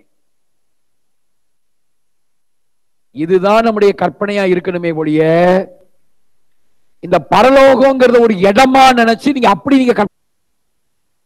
அதனாலதான் இன்னைக்கு சில சபைகள்ல இயேசுவை முக்கியப்படுத்துறதை விட சீயோன் அப்படிங்கிற இடத்தை முக்கியப்படுத்த ஆரம்பிச்சிட்டாங்க. எத்தனை பேருக்கு நான் சொல்றது புரியுது? இயேசு முக்கியமா, சீயோன் முக்கியமா? இயேசு தாங்க முக்கியம். ஒரு முறை நம்முடைய சாம்சுந்தரையாட்ட நாங்க உட்கார்ந்து பேசிட்டு இருக்கும்போது நம்ம வேளச்சேரி செல்லக்குமார் ஐயா என்ன பண்ணிட்டாங்க, டக்குன்னு பாஸ்டர் என்ன காமிச்சு, அப்ப நம்ம சிஸ்டர் தான் இருந்தாங்க, நானும் சிஸ்டர் தாங்க போயிருந்தோம், அவங்களும் வந்திருக்காங்க. பாஸ்டர் ஒரு குறிக்கப்பட்ட பாஸ்டருடைய பேரை சொல்லி இவரை பத்தி சொல்றாரு, இவர் கல்யாணம் பண்ணிட்டாராம், சியோனுக்கு போக மாட்டாராம். உடனே அவரு சிரிக்காம சொல்றாரு, கவலைப்படாதீங்க பிரதர், நம்ம இயேசுவோட சேர்ந்து புதிய பூமிக்கு போயிருவோம். அப்படின்னா என்ன அர்த்தம்? அவர் புதிய பூமியில தான் இருக்கிறாருன்னா நம்ம எங்க போவோம்? அவர் புதிய வானத்தில் இருக்காருன்னா அங்க போயிருவோம். அவர் எருசலேம்ல இருந்தா கண்டிப்பா நம்ம அங்கதான் கொண்டு போவாரு. அவர் சீயோன்ல இருந்தாருன்னா கண்டிப்பா நம்ம அங்க கொண்டு போயிருவார். அப்ப நமக்கு முக்கியம் யாரு? சீயோனும் இல்ல, எருசலேமும் இல்ல, நம்ம இயேசுதான் முக்கியம். இன்னைக்கு இயேசுவை முக்கியப்படுத்தாம வெறும் சியோன் சியோன்னு அடிச்சுக்கிறதுனால, அப்படி அடிச்சுக்கிறவங்க வாழ்க்கையில எந்த கேரக்டர் சேஞ்சும் கிடையாது, எந்த சுபாவ மாற்றமும் வர மாட்டேங்குது. பார்க்கிறதுக்கு வெள்ளை வெள்ளதான், சேஞ்ச் ஒண்ணும் இல்லை. So brothers and sisters, இன்னைக்கு நம்ம போற வழி எது அப்படின்னு நமக்கு தெரியும். நம்ம யாரை நோக்கி போறோம் அப்படிங்கிறது நமக்கு தெரியும். நாம் யாரை நோக்கி போகிறோம்? பிதாவை நோக்கி. நாம் விடுதலையாக்கப்பட்டவர்கள், நம்ம அப்பாவை நோக்கி நம்ம போறோம். அன்னைக்கு யூதர்கள் தேவன், பரலோகம், தேவனுக்கு வைக்கப்பட்ட பேர் தான் பரலோகம். ஓகேங்களா? பரலோக ராஜ்யம் அப்படின்னு சொல்றது நம்ம இன்னைக்கு நினைக்கிற மாதிரி இடமா, தேவனும் பரலோகமும் ஒண்ணுதான். அவங்க பரலோகத்தை இடமா பார்க்கல, பரலோகத்தை தேவனா பார்த்தாங்க. தேவன் தான் பரலோகம், இயேசுதாங்க பரலோகம். அப்ப நம்ம யாரை நோக்கி போறோம்? பிதாவை நோக்கி. அதனாலதான் நம்ம ஒவ்வொரு நாளும் நம்ம என்ன சொல்றோம்? என் ஆசையெல்லாம் என் இயேசுவாதானே, அவர் பொன்முகம்தான் நான் பார்க்கணுமே. என் ஆசையெல்லாம் என் இயேசுவாதானே, அவர் பொன்முகம்தான் நான் பார்க்கணுமே. எல்லாம் உணர்ந்தவர்களாக என் மணவாளன் யேசுவராஜாவை நான் காணவே வாஞ்சிக்கிறேன். என் மணவாளன் ராஜாவை நான் காணவே வாஞ்சிக்கிறேன். என் ஆசையெல்லாம் என் இயேசுவா, அவர் பொன்முகம்தான். எல்லாம் பாடுங்க. என் ஆசையெல்லாம் அவர் பொன்முகம்தான் பார்க்கணுமே. அல்லேலூயா அல்லேலூயா அல்லேலூயா அல்லேலூயா, ஓ அல்லேலூயா அல்லேலூயா அல்லேலூயா அல்லேலூயா. என் ஆசையெல்லாம் என் ஆசையெல்லாம் என் இயேசுவாதான், அவர் பொன்முகம்தான் நான் பார்க்கணுமே. என் ஆசையெல்லாம் அவர் பொன்முகம்தான் நான் பார்க்கணுமே. ஆண்டவர் நம்மளை விடுதலையாக்கி, இருளின் அதிகாரத்திலிருந்து நாம் விடுதலையாக்கப்பட்டிருக்கிறோம். அடுத்து மூணாவது, அதே அந்த 13ஆம் வசனம் பாருங்க. கொலோசியர் 1:13. இருளின் அதிகாரத்தினின்று நம்மை விடுதலையாக்கி தமது அன்பின் குமாரனுடைய ராஜ்யத்திற்கு உட்படுத்தினவருமாய் இருக்கிற பிதாவை, அன்பின் குமாரனுடைய ராஜ்யத்தினவருமாய் இருக்கிற. அப்ப நம்ம யாரு? மூணாவது என்ன? அன்பின் குமாரனுடைய ராஜ்யத்துக்குட்படுத்தப்பட்டவர்கள்.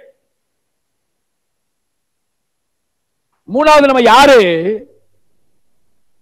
அன்பின் குமாரனுடைய ராஜ்யத்திற்குள் உட்படுத்தப்பட்டவர்கள்.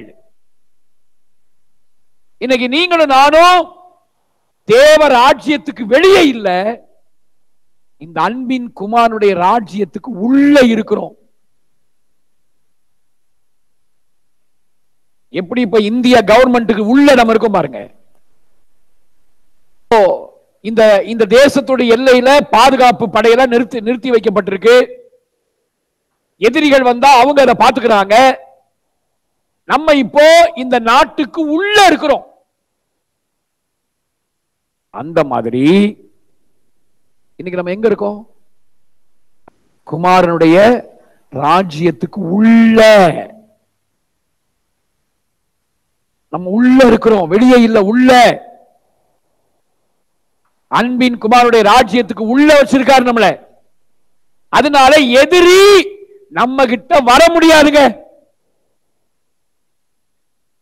எதிரி நம்முடைய வாழ்க்கையை தொட்டு பார்க்க முடியாது. அவன் வர முடியாது. நாகூம் 1:14, துஷ்டன் இனி உன் வழியாய் வருவதில்லை. இங்க இருக்கு நாகூம் இல்லையா?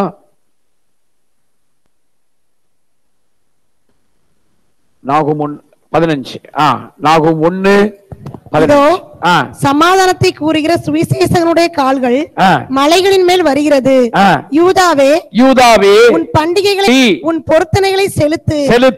துஷ்டன் இனி உன் வழியாய் கடந்து வருவதில்லை. ஏன் நீ எங்க இருக்கிற? ராஜ்யத்துக்கு வெளியே இல்ல, அன்பின் குமாரனுடைய ராஜ்யத்துக்கு உள்ள இருக்கிற. அப்ப கிறிஸ்துவை சுமக்கிற நீங்களும் நானும் யாரு? அந்த ராஜ்யத்துக்கு உட்பட்டவர்கள். நம்ம உள்ள இருக்கிறோம். இந்த ஆளுகை, இந்த ராஜ்யத்தினுடைய ஆளுகை நம்மளை அடிமைப்படுத்தி அதிகாரப்படுத்தி, நில்லுனா நில்லு, உட்காருனா உட்காரு, தொலைச்சிருவோம் ஒண்ண, அந்த மாதிரியான ராஜ்யம் இல்ல. நம்மளை கட்டாயப்படுத்தி ஒரு காரியத்தை செய்ய வைக்கிற ராஜ்யம் இல்லை இது. நம்ம இயேசு, நம்முடைய ஜீசஸ், நம்முடைய யெஷுவா ரொம்ப ஜென்டில்ங்க. அவரு பார்த்தாங்களாம் அந்த தரிசனத்துல, பரலோகத்துல நிறைய வீடுகள் இருக்கான். அந்த பரலோகத்துல இருக்கிற இந்த வீடுகளுக்குள்ள ஒரு குறிக்கப்பட்ட வீட்டுக்குள்ள போறதுக்கு கூட அந்த கதவு பூட்டி இருக்கு.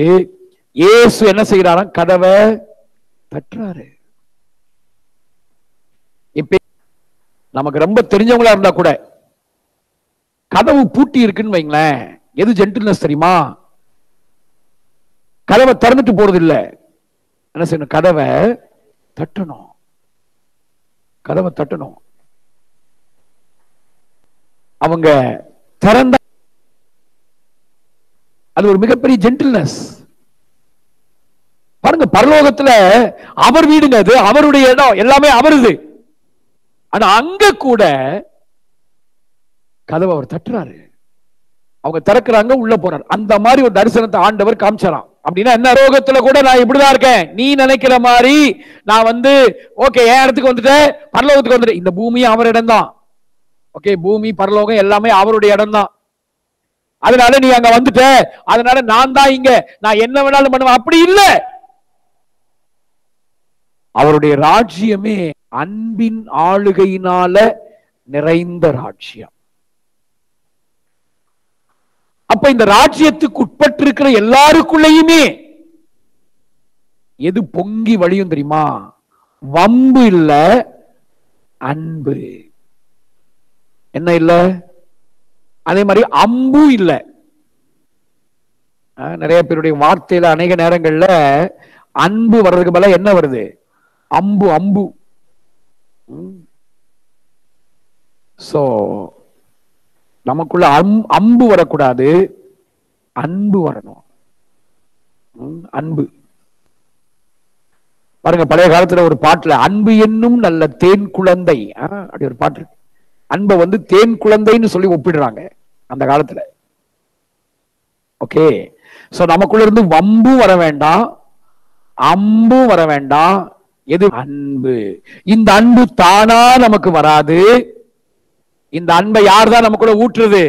பரிசுத்த ஆவியானவர். ரோமர் 5:5, ரோமர் 5ஆம் அதிகாரம் 5ஆம் வசனத்துல ஆவியானவர் இந்த அன்பை நமக்குள்ளே ஊற்றி இருக்கிறார். ரோமர் 5:5 நமக்கு அருளனாலே தேவ அன்பு நம்முடைய இருதயங்கள் ஊற்றப்பட்டிருக்கிறபடியால் அந்த நம்பிக்கை நம்மை வெட்கப்படுத்தாது. ஆவியானவர் இந்த அன்பை நமக்குள்ள ஊற்றி இருக்கிறார். இந்த தேவ அன்பு நமக்குள்ள இருந்துச்சுன்னா 1 கொரிந்தியர் 13ஆம் அதிகாரம் 4-7 அது நம்ம வாழ்க்கையில படிப்படியாக வெளிப்பட ஆரம்பிக்கும். அன்பு நீடிய சாந்தமும் தயவும் உள்ளது. அன்பு இருந்தா என்ன வரும்?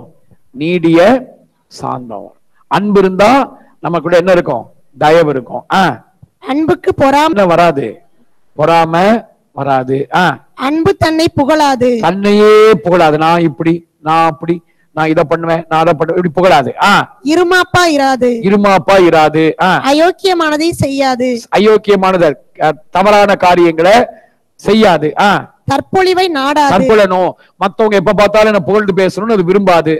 சினம் அடையாது, சினம் அடையாது, தீங்கு நினையாது, அநியாயத்திலே சந்தோஷப்படாமல் சத்தியத்தில் சந்தோஷம், அநியாயத்தில் சந்தோஷப்படாத சத்தியத்தில் சந்தோஷப்படுமா, சகலத்தையும் தாங்கும், சகலத்தையும் விசுவாசிக்கும், சகலத்தையும் நம்பும், சகலத்தையும் சகிக்குமா. அப்படின்னு என்ன அர்த்தம்? நீங்க ஆண்டுடைய அன்பை வெளிப்படுத்துறீங்கன்னு வைங்களேன், சில நேரங்கள்ல மற்றவங்களால நீங்க ஏமாற்றப்பட வேண்டிய சூழல் வரலாம். ஆனா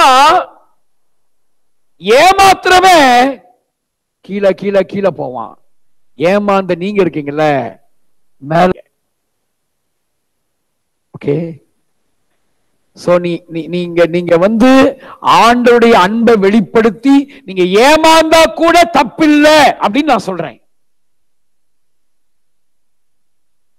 ஓகே, நீங்க மத்தவங்களால ஏமாற்றப்பட்டுட்டா கூட உங்களுக்கு அது நஷ்டம். ஏன்னா நீங்க ஏமாந்ததுனால உங்களுக்கு ஒரு நஷ்டமும் வரப்போறது இல்லை. உங்களை ஆண்டவர் மேல மேல உயர்த்துவார். ஆனா அவன் ஏமாத்துறான் பாருங்க, அவன் பாவம். சோ கடைசி அந்த வசனம் முடியுது, அந்த வார்த்தை அன்பு ஒரு காலம் ஒளியாது, அன்பு தோல்வியே அடையாதான். இந்த அன்பினுடைய தன்மைகள், அன்பின் குமாரனுடைய ராஜ்யத்துக்குள்ள நம்ம இருக்கிறது உண்மைனா இந்த தன்மைகள் நமக்குள்ள வெளிப்படும். இதுக்காக தான் ஆண்டவர் நம்மளை எங்க வச்சிருக்காரு? அன்பின் ராஜ்யத்துல வச்சிருக்கிறாரு. நீங்க பழைய ஏற்பாட்டுல இந்த மாதிரியான காரியங்களை நீங்க இந்த மாதிரி அன்பை நீங்க முழுசா யார் வாழ்க்கையிலும் பார்க்க முடியாது. இப்ப எலிசா நல்ல ஒரு தேவ மனிதர், ஆனா இங்க இந்த 1 கொரிந்தியர் 13 இருக்கிற அன்பை அவர்கிட்ட பார்க்க முடியுமா? திடீர்னு மொட்டத்தலையா ஏறி போன்னு சொன்ன உடனே என்ன பண்ணிட்டாரு? காரடி வருண்டா உங்களை அடிக்க. அதே மாதிரி வந்துருச்சு. ஓகே, சோ இந்த விதமான பார்க்க முடியாது. ஏன்னா அவங்க எங்க இருக்காங்க? கிமுல இருக்காங்க. எல்லாம் சொல்லுங்க, எங்க இருக்காங்க? 2 இருக்கு. கிமுனா கிபினா. சரி, இன்னைக்கு நம்ம வார்த்தையை மாத்துவோம். கிமுனா கிரயத்துக்கு முன், கிரயத்துக்கு பின். எந்த கிரயம்? சிலுவையில கொடுத்த கிரயம். நீங்க பைபிளை படிக்கும் போது இது கிமுவா கிபியா? அப்ப கிமுல இருக்கிற இந்த வசனம் கிபில இருக்கிற நமக்கு என்ன சொல்லுது அப்படின்னு நிதானிக்கணும். ஒருத்தர் என்கிட்ட சொன்னாரு, ஒரு குறிக்கப்பட்ட ஊழியக்காரர் சொல்லி, நாகர்கோயில்ல அந்த ஊழியத்துடைய பேரை சொன்னா நம்ம லிசிஸ்டுக்கெல்லாம் கூட தெரியும். அந்த ஊழியத்துல ஏதோ ஒரு ப்ராப்ளம் வந்திருக்கு. குறிக்கப்பட்ட அந்த தலைவர் மறிச்ச உடனே அங்க பயங்கரமான சண்டை, எனக்கா உனக்கான்னு ஏதோ சண்டை. அப்ப நாங்க போயிருந்தப்போ ஒருத்தர் சொல்றாரு, அந்த ஊழியம் அப்படி ஆச்சு தெரியுங்களா, எங்க சாது அவரை சபிச்சிட்டாரு. சாது அந்த சாதுவை ஏன் சபிச்சாரு? அவர் ஏதோ ஒண்ணு சொல்லியிருக்காரு, ஐயா இப்படி இருந்தா நல்லா இருக்கும் ஏதோ சொன்னாராம். உடனே இவர் சபிச்சிட்டாராம், உன் ஊழியம் கழகத்துல தான் முடியும் அப்படின்னு சொல்லிட்டாராம். ஓகே, இதெல்லாம் நமக்கு பிரச்சனை இல்லை, அவங்களுக்குள்ள இருக்கிற சண்டை. ஓகே, இப்ப என்னன்னா என் கூட இருக்கிற ஒருத்தர் இதுக்கு இதெல்லாம் அந்த காலத்துல எலிசா மாறிங்க. அவரு எலியா எலிசா சொன்னது அப்படியே நடந்துச்சு இல்லைங்க. அந்த மாதிரி இதுவும் பைபிள்ல இருக்குங்க. சில நேரங்கள்ல நம்மளும் அப்படி மாறணுங்க சொன்னாரு பாருங்க. நான் முடிய மட்டும்தான் பிடிக்கல அவரை. ரூபிஸ் மாதிரி பக்கத்துல பிச்சு முடிச்சுன்னு சொல்லிருப்பேன். நம்ம சபையில அடிக்கடி நான் மிரட்டுற ஒரே நபர் ரூபிஸ்டர். கூட்டத்துக்கு வரல, பிச்சு முடிச்சு அப்படின்னு அவன்கிட்ட சொல்றது. என்ன பண்றது? அவர்கிட்ட இப்படி சொல்லக்கூடாது பிரதர். நம்ம இந்த மாதிரி பார்வையில பார்க்க கூடாது. அவங்க பண்ணது ரைட்டா தப்பா, அவர் சமைச்சது ரைட்டா தப்பா, அதெல்லாம் இப்ப நமக்கு மேட்டர் இல்லை. அது அவங்க கணக்கு. ஆனா நம்ம அதை செய்ய கூடாது. நம்ம பின்பற்ற நல்ல காரியத்தை பின்பற்றுங்க. அவங்க மூலமா அற்புதம் நடந்துச்சு. அந்த சாது மூலமா மரித்தவங்களை கூட உயிரோடு எழுப்பக்கூடிய அற்புதத்தை செஞ்சாரு. அதை ஃபாலோ பண்ணுங்க. சோ நம்ம எங்க இருக்கோம்?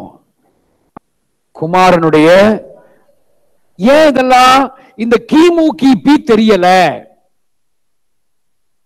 எலியா பண்ணது உனக்கு செட் ஆகாது. எலியா செஞ்ச மாதிரி நீ செய்யக்கூடாது. இயேசு அதட்டுறாரு. எலியாவின் நாட்களில் அக்கினி இறக்குற மாதிரி இறக்கலாமா ஆண்டவரே? போங்கடா போங்கடா கேக்குறாரு. எங்க இருந்து வந்தீங்க? அதட்டுறாரு அந்த ஆவிய.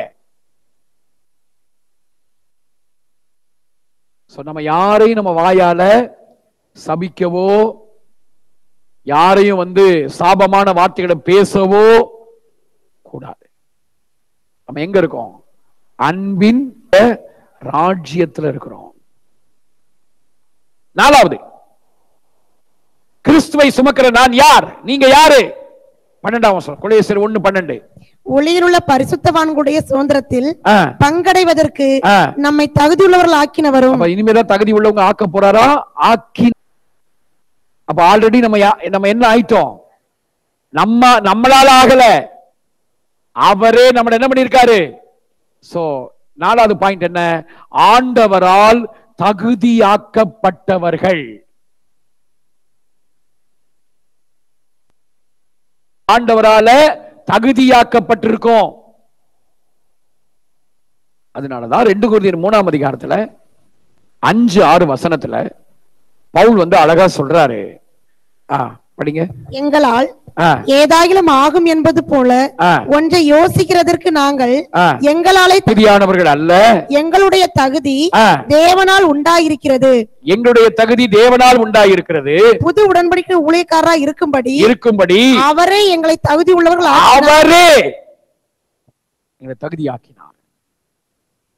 அதனால இனிமேல் நம்ம வாயில எப்ப பார்த்தாலும் தகுதி இல்ல, அது இல்ல சொல்லிக்கிட்டே நம்ம இருக்கக்கூடாது. நம்மளை கர்த்தர் தகுதிப்படுத்திட்டாரு. அந்த தகுதிப்படுத்தப்பட்ட நிலைமையிலிருந்து நம்ம அப்படியே வளர்ந்து மேல போயிட்டே இருக்கணும். இடையில எங்கேயாவது சறுக்கல் வருதா, கவலைப்படாதீங்க, பயப்படாதீங்க. அந்த சறுக்கல் ஆண்டவர்கிட்ட சொல்லி எழும்பிட வேண்டியதான். அவ்வளவுதான். எழும்பி தொடர்ந்து ஓட வேண்டியதான். தூசியை உதறி விட்டு என்ன செய்? எழும்பு, ஓடு. அவ்வளவுதான். ஆண்டவர் நம்மளை தகுதியாக்கி இருக்கிறார். பாருங்க, தகுதியாக்கினவர். உங்களை பார்த்து யாராவது உனக்கு நீ இப்படி செய்யறதுக்கு உனக்கு என்ன தகுதி இருக்கு அப்படின்னு கேட்டாங்கன்னா, போங்கயா வேலையை பார்த்துட்டு போங்கயா அப்படின்னு சொல்லிட்டு நீங்க என்ன செய்யணும்? முன்னோக்கி போயிட்டே இருக்கணும். நேத்து பேஞ்ச மழை நீ வந்துட்டியா அப்படின்னு சொல்றாங்கன்னு வைங்க. ஓகேயா போங்கயா நீங்க நாங்க காலானா இருந்துட்டு போறோம்.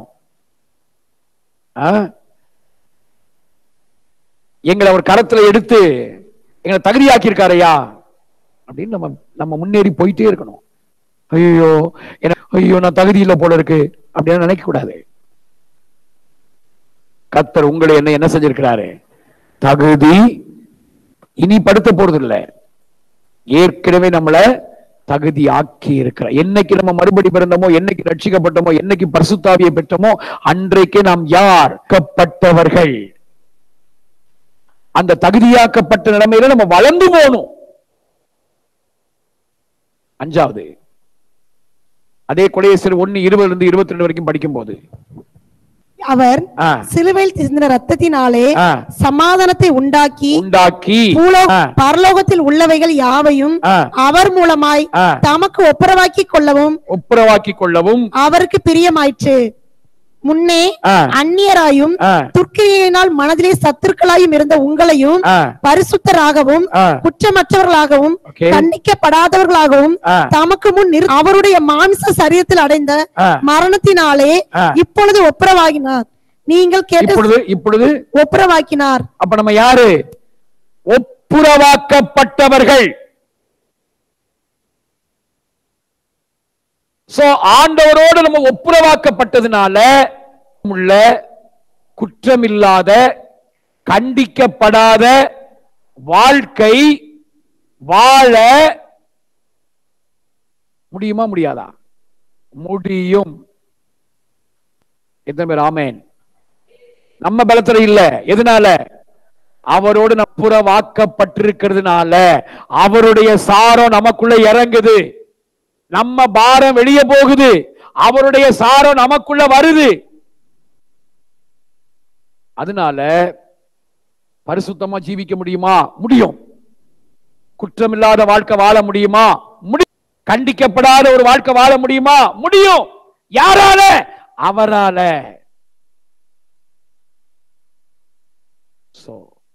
brothers and sisters, நீங்களும் நானும் கிறிஸ்துவை சுமக்கிற நான் யார்? நீங்க யாரு? ஒப்புரவாக்கப்பட்டவர்கள். ஒப்புரவாக்கப்பட்டிருக்கும். 6வது, அந்த கொலையேசியர் 2:20-21 கொலோசியர் 2ஆம் அதிகாரம். நீங்கள் கிறிஸ்துவுடனே கூட உலகத்தின் வழிபாடுகளுக்கு மரித்ததுண்டானால் இன்னும் உலக வழக்கத்தின்படி பிழைக்கிறவர்கள் போல படியும் போதனைகளின் படியும் நடந்து தொடாதே, ருசி பாராதே, தீண்டாதே என்கிற கட்டளைகளுக்கு உட்படுகிறது என்ன? அப்போ நம்ம யாரு? உலகத்தின் வழிபாடுகளுக்கெல்லாம் மரித்தவர்கள். உலகத்தார்கள் செய்யற மாதிரி நம்ம செய்வதற்குரிய ஆட்கள் கிடையாது. உலகத்தின் வழிபாடுகளுக்கு நாம் மரித்திருக்கிறோம். அதனால தொடாத, ருசி பாராத, பூனை குறுக்க வந்துச்சு போகாத, ராவுகாலம் இதையெல்லாம் பார்த்துக்கிட்டு இருக்கிறதுக்குரிய ஆட்கள் நம்ம இல்ல. நம்ம உலகத்தின் வழிபாடுகளுக்கெல்லாம் நம்ம என்ன செஞ்சிட்டோம்? மறிச்சிட்டோம். பழைய ஏற்பாடு நியாயப்பிரமாணத்துக்கு நம்ம என்ன ஆயிட்டோம்? மறிச்சிட்டோம். அந்த நியாயப்பிரமாணத்தை சொல்லப்பட்டிருக்கிற வழிபாடுகள், விருத்த சேதனம், ஆசாரிகள் வஸ்திரத்தை உடுத்துற மாதிரி உடுத்துறது, இந்த மாதிரியான சடங்காச்சாரங்கள், செத்தவனை தொட்டா தீட்டு, தொட்டவனை தொட்டா தீட்டு, இப்படி எல்லாம் நிறைய இருக்கு பாருங்க. இந்த மாதிரியான உலக வழிபாடுகளுக்கெல்லாம் மறிச்சிட்டோம். இன்னைக்கு நம்ம யாரு? புத்தி உள்ள ஆராதனை செய்வதற்கு நாம் அழைக்கப்பட்டிருக்கோம். ரோமர் 12:1. நம்ம யாரு?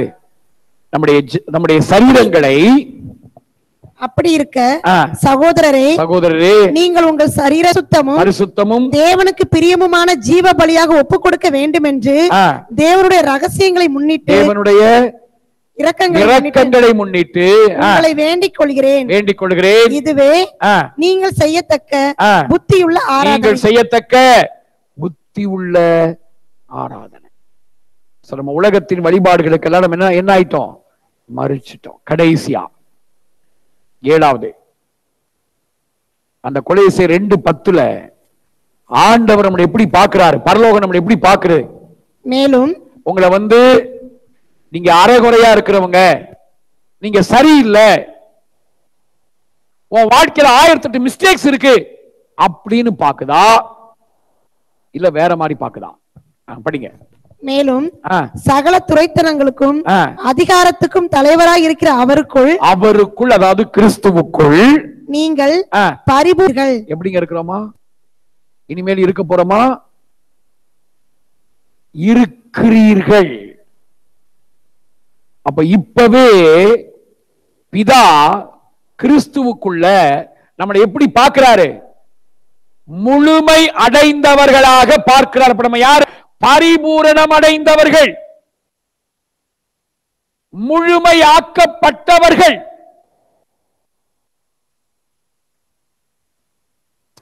ஒரே ஒரு விஷயத்தை நான் 2 வசனத்தை காமிச்சிட்டு நான் முடிக்க போறேன். நீங்க யாருங்க? ஆண்டவர்கள் எப்படி பார்க்கிறாரு? அடைய போறவங்களால ஏற்கனவே பரிபூர்ணம் ஆக்கப்பட்டுட்டீங்களா? ஏற்கனவே பரிபூர்ணம் ஆக்கப்பட்டுட்டீங்க. கிறிஸ்துவுக்குள்ள நீங்க யாரு? பரிபூர்ணம் ஆக்கப்பட்டவர்கள். நான் யார்? பரிபூர்ணம் ஆக்கப்பட்டவன். கவனிங்க, இந்த உன்னத பாட்டுல 5ஆம் அதிகாரத்துல நேசர் வெளியே நிக்கிறாரு. நின்னு கதவை தட்டுறாரு. கதவை தர, மணவாட்டி உள்ள இருக்கு, நேசர் வெளியே நிக்கிறார், கதவை தட்டுறாரு. படிங்க 1ல இருந்து. என் மணவாளியே, நான் என் தோட்டத்தில் வந்தேன், என் தோட்டத்தில் நான் வந்திருக்கேன், என் வெள்ளை போலத்தையும் என் கந்த வர்க்கங்களையும் சேர்த்தேன், என் தேன் கூட்டை என் தேனோடு புசித்தேன், என் திராட்சை ரசத்தை என் பாலோடும் குடித்தேன். சிநேகிதரே, புசியுங்கள், பிரியமானவர்களே குடியுங்கள். நான் நித்திரை பண்ணினேன், என் இதயமோ விழித்திருந்தது. நான் நித்திரை பண்ணி இதயமோ விழித்திருந்தது. கதவை தட்டுகிற என் நேசரின் சத்தத்தை கேட்டேன், ஆனாலும் அது எழும்ப மாட்டேங்குது. பாருங்க, அந்த அம்மா எழும்ப மாட்டேங்குது. என் சகோதரியே, என் பிரியமே, என் புறாவே, என் உத்தமியே. என்னெல்லாம் சொல்றாரு? என் சகோதரியே, என் உத்தமியே, புறாவே, கதவை திற. நான் ஒரு நாளும் இப்படி என் மனைவி ஒரு நாள் சொல்லிருப்பேன் நினைக்கிறேன். நைட் நேரத்துல 2:30 மணி 3 மணி இருக்கும். இந்த பழைய வீடு இருக்கும்போது அப்ப வந்து ரெஸ்ட் ரூம் வந்து வெளியே தான் இருக்கும். ஒரு 3 மணிக்கு மேல வயிறு கலக்கிடுச்சு. ரெஸ்ட் ரூம் போன நான் என்ன பண்ணேன், கதவை திறந்து வெளியே வந்தேன். அவங்களையும் எழுப்பிட்டு வந்தேன். இந்த அம்மா என்ன பண்ணிடுச்சு, நான் வெளியே போனதுக்கு அப்புறம் கதவை வந்து சும்மா இது பண்ணாம தூக்கத்துல கதவை பூட்டிட்டு போய் உள்ள போய் தூங்கிடுச்சு. அந்த நேரம் பார்த்து இடி வேற இடிக்குது, டமால் டமால் இடி வேற இடிக்குது. அந்த திரை வரப்போகுது. நான் ரெஸ்ட் ரூம் போயிட்டு வந்துட்டு கதவு திறந்திருக்கும் அப்படிங்கிற மைண்ட் செட்டப்போட போனா கதவு பூட்டி இருக்கு. நான் இந்த ஐயா இருக்காரு, இந்த நேசர் இருக்காரு பாருங்க, என் சகோதரியே, என் புறாவே, என் உத்தமியே, கதவை திற அப்படின்னா நான் சொல்ல, ஏய் அறிவு கெட்டவளே, கதவை திற. ஓகே, சும்மா இந்த வெள்ளை வெள்ளை போட்டிருக்கனால நீங்க பரிசுத்தவான் பா, அவருக்கு கோபமே வராது, வாயில நல்ல வார்த்தை தான் வரும்னா நினைக்காதீங்க. ஓகே, எல்லாம் நமக்கும் கோபம் எல்லாம் வரதான் செய்யும், எல்லாம் வந்திருக்கு. ஓகே, அந்த அந்த அப்போ பழைய வீடு இருக்கும்போது மண்டையில கொஞ்சமாவது மூளை இருக்கா, களிமண்ணா இருக்கு பாருங்க. காலங்காத்தால சொல்லி கதவை தட்டுறேன், இது நானே. ஆனா அவரு பாருங்க உள்ள இருந்துகிட்டு, அந்த அம்மா நித்திரை செய்தேன், என் இதயமோ விழித்திருந்தது. அது மட்டும் இல்ல, உள்ள இருந்துட்டே சொல்லுது பாருங்க, எதுக்காக்குவையா, என் காலை எப்படி நான் அழுக்காக்குவேன், பாதரட்சையை கழட்டிட்டேயா, கீழே சொல்லுது, என் பாதரட்சையை கழட்டிட்டேன். படிங்களா, என் வஸ்திரத்தை கழட்டி போட்டேன், நான் எப்படி அதை திரும்ப உடுப்பேன். பாருங்க, பட்டு சோம்பேறியா இருக்கும் போல தெரியுது. கலட்டின ட்ரெஸ் போடுறதுக்கு எப்படி நான் உடுத்துவேன். என் பாதங்களை கழுவினேன், நான் எப்படி அவைகளை திரும்ப அழுக்காக்குவேன். காலை கழுவிட்டங்க, எப்படி அழுக்காக்குவேன். ஆனா நேச சத்தம் கேக்குது. இவர் வெளியே நின்றுகிட்டு அங்க மழை பனி, கதவை தர, என் சகோதரியே, என் உத்தமியே, கதவை தர அப்படின்னா சொல்றாரு. அப்ப இங்க இந்த மனவாட்டி செஞ்சது மிஸ்டேக்கா, மிஸ்டேக் இல்லையா சொல்லுங்க. உள்ள இருந்துகிட்டு வெளியே இருக்கிற அவருக்கு கதவை திறக்காது தப்பா, தப்பு இல்லையா சொல்லுங்க. தப்பு தானே, மிஸ்டேக் தான், தப்பு. இப்படி இந்த இந்த அம்மா வந்து இப்படி எல்லாம் பண்ணுன்னு நேசருக்கு தெரியுமா தெரியாதா? தெரியும். ஆனா இந்த நேசர் வந்து இப்படிலாம் சில தவறுகளை செய்கிறவளா இவ இருந்தா இவள் அவர் எப்படி பார்க்கிறாரு? 5ஆம் அதிகாரத்துல இதெல்லாம் நடக்குது. ஆனா 4ஆம் அதிகாரத்துல 7 10 என் பிரியமே உன்னில் படிங்க படிங்க படிங்க. என் பிரியமே நீ பூரண ரூபவதியா. யாரு வெளியே நிக்க வச்சு கதவை தட்ட விட்டு இருக்கா பாருங்க, இவளை பார்த்து சொல்றாரு, என் பிரியமே நீ யாரு? பூரண ரூபவதி, உன்னில் பழுதொன்றும் இல்லை, பழுதொன்றும் இல்லை. இந்த ரூபவதிங்கிற பேரை வச்சுட்டு நம்ம பாஸ்டமா ரூபிஸ்டுக்கு இருக்காங்க. ரூபவதி, நீ பூர்ண ரூபவதி அப்படி சொல்றாரு நேசர். சொல்றாரு உன்னில் என்ன இல்ல, பழுது, பழுதுன்னு கூட சொல்ல, பழுது ஒன்றும் இல்லை. யாரு கதவை தட்ட விட்டு இருக்கிற அவளை பார்த்து, அவ இப்படி செய்வா, அந்த அம்மா இப்படி செய்யும் அப்படின்னு தெரிஞ்சு உன்னில் பழுதொன்றும் இல்லை. சோ பழுதில்லாதவளா அந்த அம்மாவை பார்த்ததுனாலதான் அந்த அம்மா கதவை திறக்கலன்னு சொன்ன உடனே தேவையற்ற வார்த்தைகள் எல்லாம் பேசல, அவர் அப்படியே ஜென்ட்லா போயிட்டாரு. அப்புறம் அந்த அம்மா தேடி போகுது, தேடி போன உடனே கண்டுபிடிச்சிட்டாங்க, தென்பட்டுட்டாரு. கடைசியில இந்த அம்மாவுடைய வாழ்க்கை பாருங்க வெற்றியா முடியுது. எத்தனை பேர் ஆமென்? புதிய ஏற்பாடுல ஒரு வசனத்தை காட்டுற பாருங்க. 11 பேர் இருக்காங்க கூட. ஒருத்தன் மறுதளிப்பான், நல்லா தெரியும், அந்த யூதாசை விட்டுருங்க. மீதி 11 பேர். ஒருத்தன் மறுதளிப்பான்னு இவருக்கு நல்லா தெரியும், தெரியுமா தெரியாதா? தெரியும். மீதி பேர் எல்லாரும் ஒருத்தட்டு ஓடி போவான். மார்க்ல படிக்கிறோம். துப்பட்டியை போட்டிருந்தானா, ஒருத்தர் வந்து பிடிச்ச உடனே ஓடி போயிட்டான். அவர் வேற யாரும் இல்லைங்க, இந்த மார்க் சுவிசேஷத்தை எழுதினார்ல, இதே மார்க் தான். அன்னைக்கு அப்படி இருந்தவர் தான் ஒரு மிகப்பெரிய தைரியசாலியா கர்த்தர் அவரை மாத்திட்டார். இவங்க எல்லாம் இப்படி செய்வாங்கன்னு தெரியும், இவங்க இப்படி ஓடி போவாங்கன்னு தெரியும். ஆனா இப்படி செய்யறவங்களை அவர் எப்படி பார்க்கிறாரு? யோவான் 15:3 வாசிங்க. யோவான் 15:3 உங்களுக்கு சொன்ன உபதேசத்தினாலே நீங்கள் இப்பொழுது சுத்தமா இருக்கிறீர்களா? நான் சொன்ன உபதேசத்தினால நீங்க இப்பவே எப்படி இருக்கீங்க? நீங்க காட்டி கொடுக்க நீங்க மறுதளிக்க போறோம் இங்கதான் இருக்கான், துண்டக்கானு துணியக்கானு ஓடி போறவெல்லாம் இங்கதான் இருக்கலாம். ஆனா அப்படி பார்க்கல. நீ உன் வாழ்க்கையுடைய முடிவுல நீ எப்படி இருக்க போற? கண்டிப்பா நீ வெற்றியா மாறிடுவ, நீ சுத்தமாயிருவ, நீ பரிபூர்ணமாயிருவ. அதை நான் இப்பவே பார்க்கிறேன்டா. இதுதான் அவருடைய பார்வை. எதிர்காலத்தை நிகழ்காலமாக பார்க்கிற தெய்வம். நீ என்னவா இருக்க போறையோ அதை இப்போதே பார்க்கிற தெய்வம். அதனாலதான் நம்மள நம்மகிட்ட நிறைய குறைகள், பலவீனங்கள், நம்ம தவறுவோம், நம்ம தடுமாறுறோம். சில நேரத்துல காலையில் எழுப்பி நம்ம ஜெபிக்கிறது இல்ல, பைபிள் நம்ம படிக்கிறதுல கொஞ்சம் குறை வந்துருது, நம்ம வாழ்க்கையில பதறி பேசிடுவோம். எல்லாமே அவருக்கு தெரியும். ஆனாலும் அவர் நம்மளை எப்படி பார்க்கிறாரு? கிறிஸ்துவுக்குள் நீ யாரா இருக்கிற? பரிபூரணம் உள்ளவனா இருக்கிறாய்.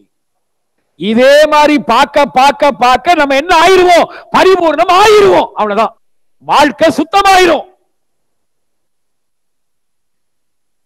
ஐயோ நான் ஒரு பாவி, ஐயோ நான் ஒரு பாவி, ஐயா நான் ஒரு பாவி, என்னை தாங்கி நட. இப்படி நீங்க பாவியாவே பாத்தீங்கன்னு வைங்க, கடைசி வரைக்கும் யாராதான் இருக்கணும்? பாவியாவே இருக்கணும். பாவியா இருந்தது உண்மைதான். ஆனா இப்ப கிறிஸ்துவுக்குள்ள நான் யாரு? பரிபூரணம் உள்ளவன். இப்படி உங்களை பரிபூர்ணமா பார்க்க முடிக்கிறேன். ஒரு நாள் கொலேசர் 1:28 சொல்லி இருக்கிற மாதிரி தேறினவர்களா எந்த மனுஷனையும் கிறிஸ்து இயேசுவுக்குள் தேறினவனாக நிறுத்தும்படிக்கு அவரையே நாங்கள் அறிவித்து எந்த மனுஷனுக்கும் புத்தி சொல்லி எந்த மனுஷனுக்கும் எல்லா ஞானத்தோடும் உபதேசம் பண்ணுகிறோம். பரிபூர்ணம் உள்ளவங்களா உங்களை ஆண்டவர் பார்க்கிறதுனால நீங்களும் உங்களை படிப்படியா பரிசுத்தம் அடைந்து, ஸ்பாவங்கள் மாற்றம் அடைந்து, நீதியின் மேல் நீதி, பரிசுத்தத்தின் மேல் பரிசுத்தம், மகிமையின் மேல் மகிமை எல்லாம் அடைந்து ஒரு நாள் இயேசு வருவார். அன்னைக்கு அவர் முன்னாடி எப்படி போய் நிற்போம்? தேறினவர்களாக. அவர் சொல்லுவார், எப்பா நான் உன்னை எப்படி பார்த்தனோ அப்படியே நீ வந்துட்டப்பா. என் மகளே, உன்னை நான் எப்படி நான் பார்த்தனோ நீயும் அதே மாதிரியே பார்த்த பத்திய உடனே நீ அப்படியே நீ வந்துட்ட. இதாங்க கிறிஸ்துவை சுமக்கிற நான் யார், நம்முடைய ஒரிஜினல் டிசைன். இதுதான் நம்முடைய உண்மையான உருவம், அடையாளம், ஐடென்டிட்டி. 7 காரியத்தை நம்ம பார்த்திருக்கோம். கிறிஸ்துவுக்குள் நான் யார்? நம்பர் 1 நம்ம யாரு? மீட்பை பெற்றவர்கள். நம்பர் 2 3 அன்பின் குமாரனுடைய ராஜ்பட்டம். நம்பர் 4 தகுதியாக்கப்பட்டவர். நம்பர் 5 ஒப்புரவாக்கப்பட்டவர். நம்பர் 6 உலகத்தின் வழிபாடுகளுக்கெல்லாம் மரித்தவர். நம்பர் 7 பரிபூரணம் ஆக்கப்பட்டவர்கள். எல்லாரும் நிற்போம். இந்த வாரம் முழுவதும் உங்களை இப்படியே பாருங்க. யாராவது உங்களை பத்தி ஏதாவது நெகட்டிவா பேசினா அத காதுல வாங்காதீங்க. உனக்கெல்லாம் என்ன தகுதி இருக்கு, நீ எல்லாம் என்ன அப்படின்னு உங்களை தூக்கி எறிகிற மாதிரி பேசினா அத உங்க காதுல வாங்காது. பேசினா உடனே இந்த வார்த்தைய கேன்சல் பண்ணிருங்க இயேசுவின் நாமத்துல. அவங்க காதுக்கே கேட்காத மாதிரி நீங்க உங்களுடைய சொல்லி கேன்சல் பண்ற அந்த வார்த்தையை சொல்லி கேன்சல் பண்ணி இங்க நம்ம சொல்லப்பட்ட இந்த விதமா உங்களை பாருங்க சிஸ்டர், அப்படியே நம்ம மாறி இருக்கோம். தேங்க்யூ அப்பா. அந்த 2வது அடி, அதாவது அலங்கோலம், அது இல்ல, அந்த செகண்ட் அடி என்ன? செகண்ட் அடியை பாருங்க. என்னையும் நம்பி நீங்க சி மேஜர் சி.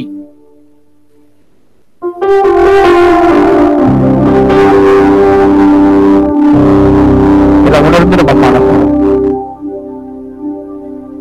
பெரியவரே அழைத்தவர் பெரியவரே, சொன்னதை செய்பவரே, பெரியவரே அழைத்தவர் பெரியவரே,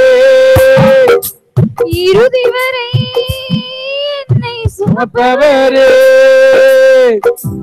என்னையும் அழைத்தார் என்பது அதிசயம்.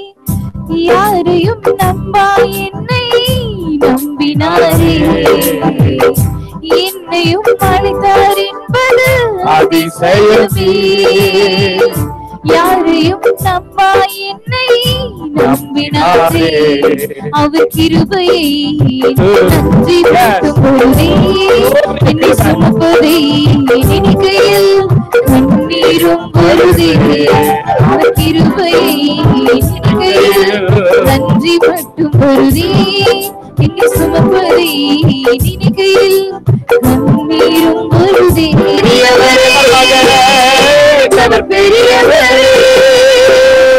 சொன்னதெல்லாம் எனக்காக செய்பவரே, சிறந்தவரே, சிறந்தவரே, சிறந்ததே காரணரே, காரணரே,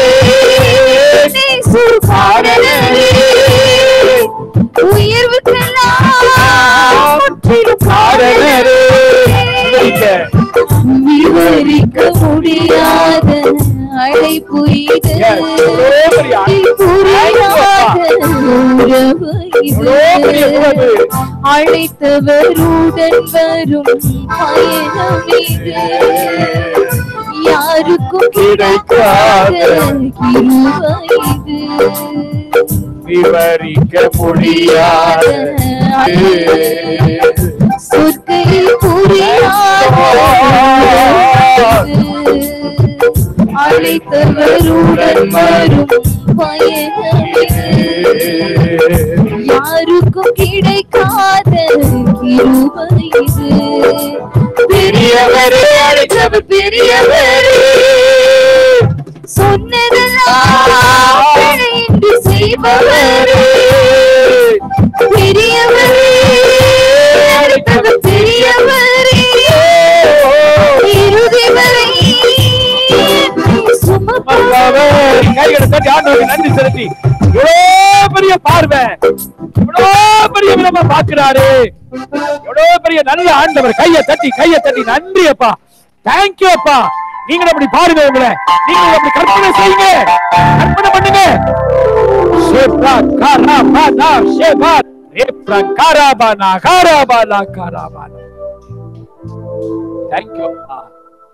நம்முடைய கற்பனை ரொம்ப முக்கியம். நம்முடைய இருதயம் எப்படி இருக்கோ அப்படிதான் நம்ம வாழ்க்கை. இப்ப நம்ம பார்த்த இந்த 7 விதமா உங்களை பாருங்க பிரதர், பாருங்க சிஸ்டர். மத்தவங்க சொல்றத உங்க மனசுல எடுக்காதீங்க. அவன் அப்படி சொன்னா, இவன் எப்படி சொன்னா, நீ விளங்க மாட்டேன்னு சொன்னா, அதெல்லாம் ஒண்ணும் உங்க வாழ்க்கையில படிக்க போறது இல்லை. இயேசு உங்களை பத்தி என்ன சொல்லி வச்சிருக்காரு, அதுதான் உங்க வாழ்க்கையில படிக்க போகுது. அதை நீங்க பாருங்க. யாக்கோபுடைய ஆடுகள் அந்த அந்த கால்வாயில போடப்பட்ட அந்த மரத்தை, அந்த நிறத்தை பார்த்ததுனால அந்த நிறமாவே குட்டிகள் வெளியே வந்துச்சு பாருங்க. அதே மாதிரி உங்களை நீங்க எப்படி பாக்குறீங்களோ சுபாவமாக வெளியே வரும். எத்தனை பேருக்கு ஆமென்? கிறிஸ்துவுக்குள்ள உங்களை பரிசுத்தமானா பாருங்க, பரிசுத்தம் வெளியே வரும். நீதிமானா பாருங்க, நீதி வெளியே வரும். வெற்றி பெற்றவங்களா பாருங்க, வெற்றி வெளியே வரும். நீங்க விடுதலை ஆக்கப்பட்டவங்களா பாருங்க, நீங்க விடுதலையா இருப்பீங்க. அன்பின் குமாரனுடைய ராஜ்யத்துக்கு உட்பட்டுட்டேன் அப்படின்னு பாருங்க, அன்பு வெளியே வரும். தேங்க்யூ அப்பா, தேங்க்யூ பிதாவே, உமக்கு நன்றி அப்பா. ஆராதிக்கும் என்ற பட்சம் தூதர் கூட்டம் துணையாய் நிற்கும். ஆராதிக்கும் என்ற பட்சம் தூதர் கூட்டம் துணையாய் நிற்கும். വഴി അടഞ്ഞിടുമ്പോൾ 7 വഴി തുറന്നിടുമേ. ഒരു വഴി അടഞ്ഞിടുമ്പോൾ 7 വഴി തുറന്നിടുമേ. ആരാധിച്ചിടും ഞങ്ങൾ ആരാധിച്ചിടും, കാനാനിൽ കാലുവച്ച് സ്വന്തമാക്കിടും. ആരാധിച്ചിടും സഭയായി ആരാധിച്ചിടും, ദൂരവേ കണ്ടതെല്ലാം കയ്യിലെടുക്കും.